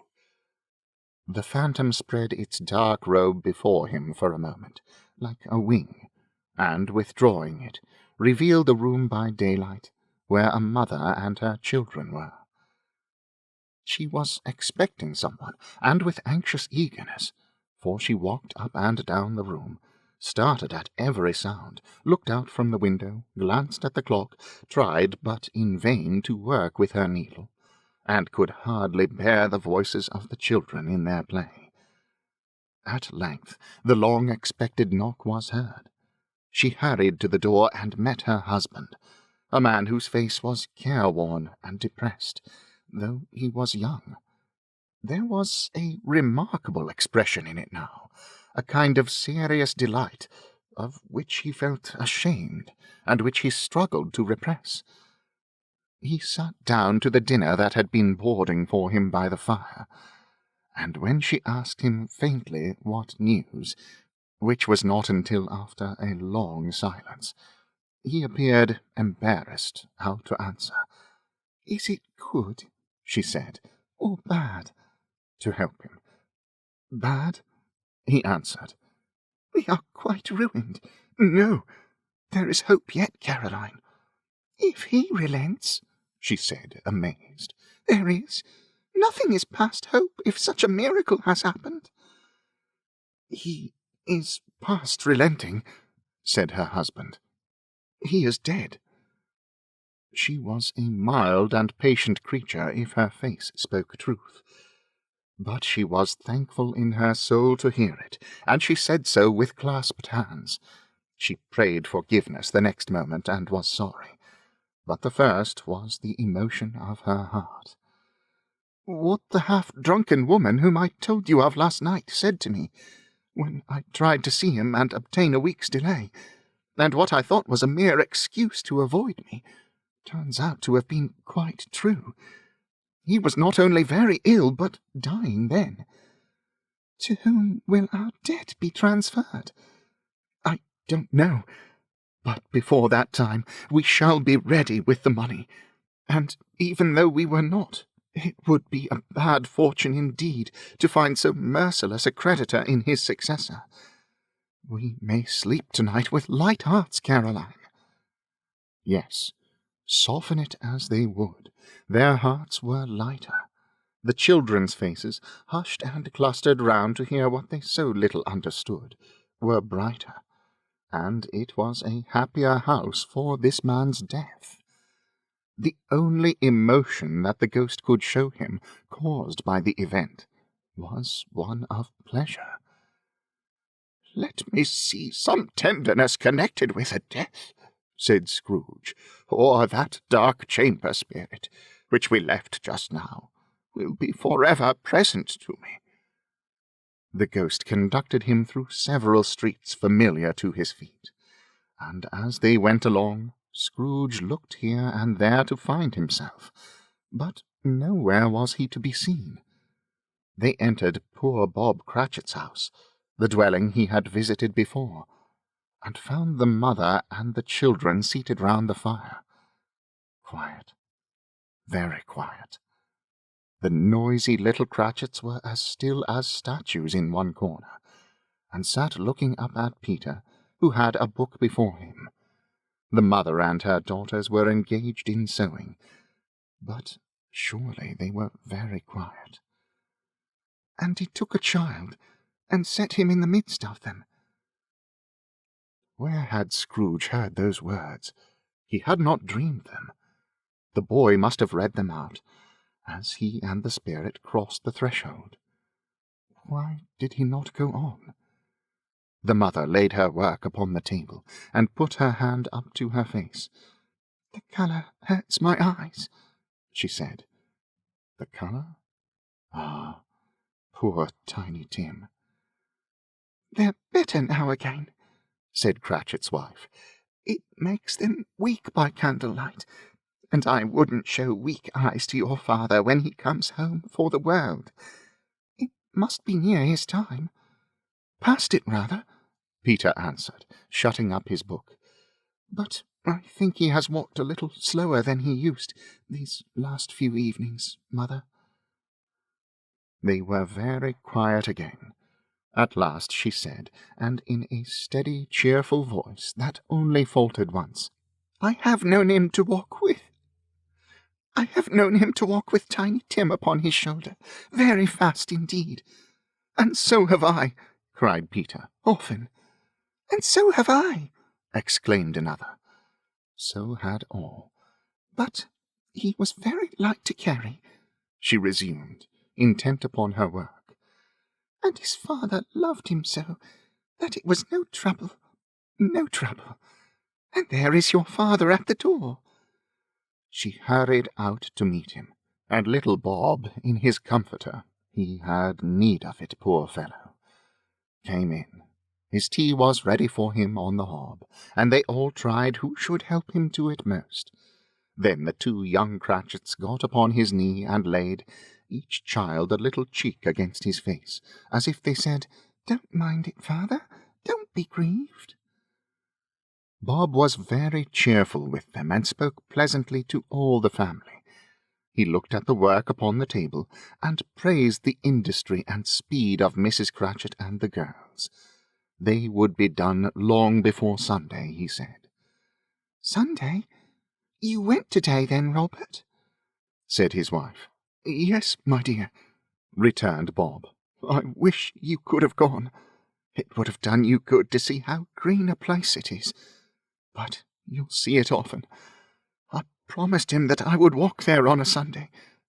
My little child," cried Bob. "My little child." He broke down all at once. He couldn't help it. If he could have helped it, he and his child would have been farther apart perhaps than they were. He left the room and went upstairs into the room above, which was lighted cheerfully and hung with Christmas. There was a chair set close beside the child, and there were signs of someone having been there lately. Poor Bob sat down in it, and when he had thought a little and composed himself, he kissed the little face. He was reconciled to what had happened, and went down again quite They drew about the fire and talked, the girls and mother working still. Bob told them of the extraordinary kindness of Mr. Scrooge's nephew, whom he had scarcely seen but once, and who, meeting him in the street that day, and seeing that he looked just a little down, you know, said Bob, inquired what had happened to distress him. "On which," said Bob, "for he is the pleasantest spoken gentleman you ever heard," I told him, "I am heartily sorry for it, Mr. Cratchit," he said, "and heartily sorry for your good wife. By the by, how he ever knew that, I don't know." "Knew what, my dear?" "Why, that you were a good wife," replied Bob. "Everybody knows that," said Peter. "Very well observed, my boy," cried Bob. "I hope they do. Heartily sorry," he said, "for your good wife. If I can be of service to you in any way," he said, giving me his card, "that's where I live. Pray come to me."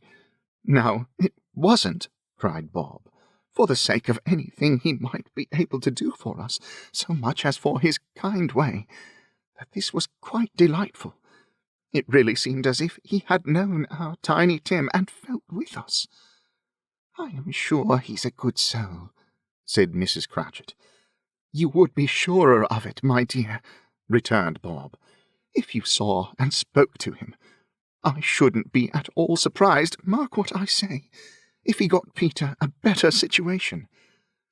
"Only hear that, Peter," said Mrs. Cratchit. "And then," cried one of the girls, "Peter will be keeping company with someone, and setting up for his hints-play to—" "Get along with you," retorted Peter, grinning. "It's just as likely as not," said Bob. "One of these days, though there's plenty of time for that, my dear. But however and whenever we part from one another, I am sure we shall none of us forget poor Tiny Tim, shall we, or this first parting that there was among us? Never, father, cried they all. And I know, said Bob, I know, my dears, that when we recollect how patient and how mild he was, although he was a little child, we shall not quarrel easily among ourselves, and forget poor Tiny Tim in doing it. No, never, father, they all cried again. I am very happy, said little Bob. I am very happy. Mrs. Cratchit kissed him, his daughters kissed him, the two young Cratchits kissed him, and Peter and himself shook hands. Spirit of Tiny Tim, thy childish essence was from God. Spectre, said Scrooge, something informs me that our parting moment is at hand. I know it, but I know not how. Tell me what man that was whom we saw lying dead. The ghost of Christmas yet to come conveyed him, as before, though at a different time, he thought. Indeed, there seemed no order in these latter visions, save that they were in the future, into the resorts of business men, but showed him not himself. Indeed, the spirit did not stay for anything, but went straight on, as to the end just now desired, until besought by Scrooge to tarry for a moment. This court, said Scrooge, through which we hurry now, is where my place of occupation is, and has been for a length of time. I see the house. Let me behold what I shall be in days to come. The spirit stopped. The hand was pointed elsewhere. The house is yonder, Scrooge exclaimed. Why do you point away? The inexorable finger underwent no change. Scrooge hastened to the window of his office, and looked in. It was an office still, but not his. The furniture was not the same, and the figure in the chair was not himself. The phantom pointed as before. He joined it once again, and wondering why and whither he had gone, accompanied it until they reached an iron gate. He paused to look round before entering. A churchyard. Here, then, the wretched man whose name he had now to learn lay underneath the ground. It was a worthy place, walled in by houses, overrun by grass and weeds, the growth of vegetation's death, not life, choked up with too much burying, fat with repleted appetite, a worthy place. The spirit stood among the graves, and pointed down to one. He advanced towards it, trembling. The phantom was exactly as it had been, but he dreaded that he saw new meaning in its solemn shape. Before I draw nearer to that stone to which you point, said Scrooge, answer me one question. Are these the shadows of the things that will be, or are they shadows of things that may be only? Still the ghost pointed downward to the grave by which it stood. Men's courses will foreshadow certain ends to which, if persevered in, they must lead, said Scrooge. But if the courses be departed from, the ends will change. Say it is thus with what you show me. The spirit was immovable as ever. Scrooge crept towards it, trembling as he went, and, following the finger, read upon the stone of the neglected grave his own name, Ebenezer Scrooge. Am I that man who lay upon the bed? He cried upon his knees. The finger pointed from the grave to him, and back again. No, spirit! Oh, no, no! The finger still was there. Spirit! He cried, tight clutching at its robe. Hear me! I am not the man I was. I will not be the man I must have been but for this intercourse. Why show me this, if I am past all hope? For the first time the hand appeared to shake. Good spirit, he pursued, as down upon the ground he fell before it. Your nature intercedes for me, and pities me. Assure me that I yet may change these shadows you have shown me by an altered life. The kind hand trembled. I will honour Christmas in my heart, and try to keep it all the year. I will live in the past, the present, and the future. The spirits of all three shall strive within me. I will not shut out the lessons that they teach. Oh, tell me that I may sponge away the writing on this stone." In his agony he caught the spectral hand. It sought to free itself, but he was strong in his entreaty, and detained it. The spirit, stronger yet, repulsed him. Holding up his hands in a last prayer to have his fate yet reversed, he saw an alteration in the phantom's hood and dress. It shrunk, collapsed, and dwindled down into a bed. Stave 5. The end of it. Yes, and the bedpost was his own, the bed was his own, the room was his own. Best and happiest of all, the time before him was his own, to make amends in. "I will live in the past, the present, and the future," Scrooge repeated as he scrambled out of bed. "The spirits of all three shall strive within me. Oh, Jacob Marley, heaven and the Christmas time be praised for this. I say it on my knees, old Jacob, on my knees." He was so fluttered and so glowing with his good intentions that his broken voice would scarcely answer to his call. He had been sobbing violently in his conflict with the spirit, and his face was wet with tears. "They are not torn down," cried Scrooge, folding one of his bed-curtains in his arms. "They are not torn down, rings and all. They are here. I am here. The shadows of the things that would have been may be dispelled. They will be. I know they will." His hands were busy with his garments all this time, turning them inside out, putting them on upside down, tearing them, mislaying them, making them parties to every kind of extravagance. "I don't know what to do," cried Scrooge, laughing and crying in the same breath, and making a perfect lacoon of himself with his stockings. "I am as light as a feather. I am as happy as an angel. I am as merry as a schoolboy. I am as giddy as a drunken man. A Merry Christmas to everybody. A Happy New Year to all the world. Hello here! Whoop! Hello!" He had frisked into the sitting-room, and was now sitting there perfectly winded. "There's the saucepan that the gruel was in," cried Scrooge, starting off again, and going round the fireplace. "There's the door by which the ghost of Jacob Marley entered. There's the corner where the ghost of Christmas Present sat. There's the window where I saw the wandering spirits. It's all right. It's all true. It all happened." Really, for a man who had been out of practice for so many years, it was a splendid laugh, a most illustrious laugh, the father of a long, long line of brilliant laughs. "I don't know what day of the month it is," said Scrooge. "I don't know how long I've been among the spirits. I don't know anything. I'm quite a baby. Never mind, I don't care. I'd rather be a baby. Hello, whoop! Hello here!" He was checked in his transports by the churches ringing out the lustiest peals he had ever heard.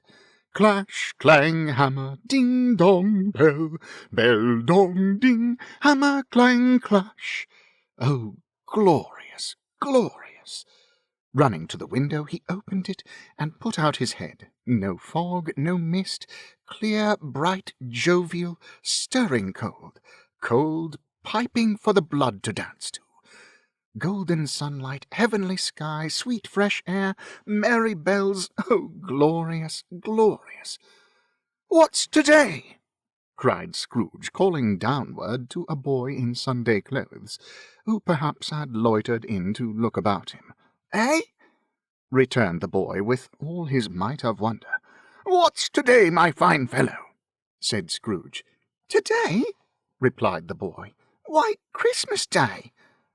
"It's Christmas Day," said Scrooge to himself. "I haven't missed it. The spirits have done it all in one night. They can do anything they like. Of course they can. Of course they can. Hello, my fine fellow." "Hello," returned the boy.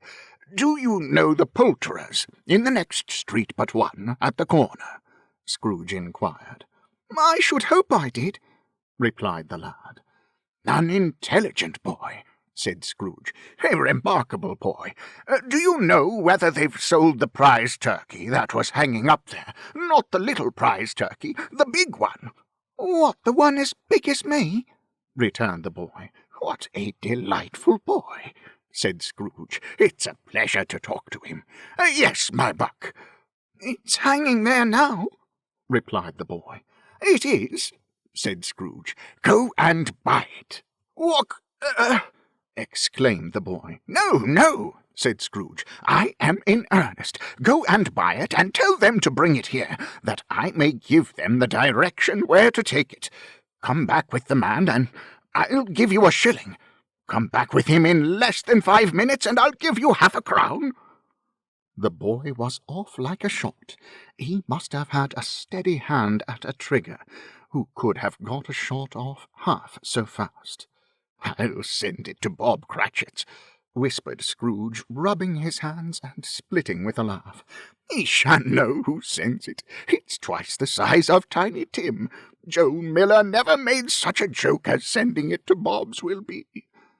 The hand in which he wrote the address was not a steady one, but write it he did somehow, and went downstairs to open the street door, ready for the coming of the poulterer's man. As he stood there waiting his arrival, the knocker caught his eye. "I shall love it as long as I live," cried Scrooge, patting it with his hand. "I scarcely ever looked at it before. What an honest expression it has in its face. It's a wonderful knocker. Here's the turkey. Hello, Hoop! How are you? Merry Christmas." It was a turkey. He never could have stood upon his legs, that bird. He would have snapped them off short in a minute, like sticks of sealing wax. "Why, it's impossible to carry that to Camden Town," said Scrooge. "You must have a cab."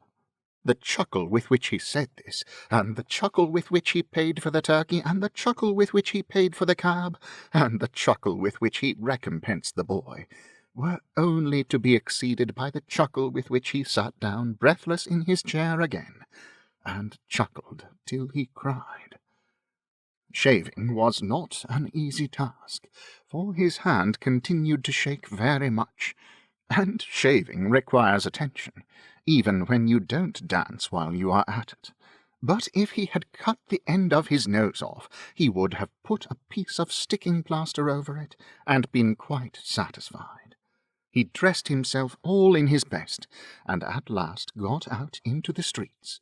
The people were by this time pouring forth, as he had seen them with the ghost of Christmas present, and walking with his hands behind him. Scrooge regarded every one with a delighted smile. He looked so irresistibly pleasant, in a word, that 3 or 4 good-humoured fellows said, "Good morning, sir. A Merry Christmas to you." And Scrooge said often afterwards that of all the blithe sounds he had ever heard, those were the blithest in his ears. He had not gone far, when coming on towards him, he beheld the portly gentleman who had walked into his counting-house the day before, and said, "Scrooge and Marley's, I believe." It sent a pang across his heart, to think how this old gentleman would look upon him when they met, but he knew what path lay straight before him, and he took it. "My dear sir," said Scrooge, quickening his pace, and taking the old gentleman by both hands, "how do you do? I hope you succeeded yesterday. It was very kind of you. A Merry Christmas to you, sir." "Mr. Scrooge?" "Yes," said Scrooge. "That is my name, and I fear it may not be pleasant to you. Allow me to ask your pardon, and will you have the goodness—" Here Scrooge whispered in his ear. "Lord bless me!" cried the gentleman, as if his breath were taken away. "My dear Mr. Scrooge, are you serious?" "If you please," said Scrooge, "not a farthing less. A great many back payments are included in it, I assure you. Will you do me that favour? "My dear sir," said the other, shaking hands with him, "I don't know what to say to such "Don't say anything, please," retorted Scrooge. "Come and see me. Will you come and see me?" "I will," cried the old gentleman, and it was clear he meant to do it. "Thank you," said Scrooge. "I am much obliged to you. I thank you 50 times. Bless you." He went to church and walked about the streets, and watched the people hurrying to and fro, and patted children on the head, and questioned beggars, and looked down into the kitchens of houses, and up to the windows, and found that everything could yield him pleasure. He had never dreamed that any walk, that anything, could give him so much happiness. In the afternoon he turned his steps towards his nephew's house. He passed the door a dozen times before he had the courage to go up and knock. But he made a dash, and did it. "Is your master at home, my dear?" said Scrooge to the girl. "Nice girl, very." "Yes, sir." "Where is he, my love?" said Scrooge. "He's in the dining room, sir, along with mistress. I'll show you upstairs, if you please." "Thank you. He knows me," said Scrooge, with his hand already on the dining-room lock. "I'll go in here, my dear." He turned it gently, and sidled his face in, round the door. They were looking at the table, which was spread out in great array, for these young housekeepers are always nervous on such points, and like to see that everything is right. "Fred," said Scrooge. Dear heart alive, how his niece by marriage started! Scrooge had forgotten for the moment about her sitting in the corner with the footstool, or he wouldn't have done it on any account. "Why, bless my soul!" cried Fred. "Who's that?" "It's I, your Uncle Scrooge. I have come to dinner. Will you let me in, Fred?" Let him in. It is a mercy he didn't shake his arm off. He was at home in 5 minutes. Nothing could be heartier. His niece looked just the same. So did Topper when he came. So did the plump sister when she came. So did everyone when they came. Wonderful party, wonderful games, wonderful unanimity, wonderful happiness. But he was early at the office next morning. Oh, he was early there. If he could only be there first, and catch Bob Cratchit coming late. That was the thing he had set his heart upon. And he did it. Yes, he did. The clock struck 9. No Bob. 1/4 past. No Bob. He was full 18 minutes and a half behind his time. Scrooge sat with his door wide open, that he might see him come into the tank. His hat was off before he opened the door, his comforter too. He was on his stool in a jiffy, driving away with his pen, as if he were trying to overtake 9 o'clock. "Hello!" growled Scrooge, in his accustomed voice, as near as he could feign it. "What do you mean by coming here at this time of day?" "I am very sorry, sir," said Bob. "I am behind my time." "You are?" repeated Scrooge. "Yes, I think you are. Step this way, sir, if you please." "It's only once a year, sir," pleaded Bob, appearing from the tank. "It shall not be repeated. I was making rather merry yesterday, sir." "Now, I'll tell you what, my friend," said Scrooge. "I am not going to stand this sort of thing any longer, and therefore," he continued, leaping from his stool and giving Bob such a dig in the waistcoat that he staggered back into the tank again, "and therefore I am about to raise your salary." Bob trembled and got a little nearer to the ruler. He had a momentary idea of knocking Scrooge down with it, holding him, and calling to the people in the court for help and a straight waistcoat. "A Merry Christmas, Bob," said Scrooge, with an earnestness that could not be mistaken, as he clapped him on the back. "A merrier Christmas, Bob, my good fellow, than I have given you for many a year. I'll raise your salary and endeavour to assist your struggling family, and we will discuss your affairs this very afternoon over a Christmas bowl of smoking Bishop Bob. Make up the fires and buy another coal scuttle before you dot another I, Bob Cratchit." Scrooge was better than his word. He did it all, and infinitely more. And to Tiny Tim, who did not die, he was a second father. He became as good a friend, as good a master, and as good a man as the good old city knew, or any other good old city, town, or borough in the good old world.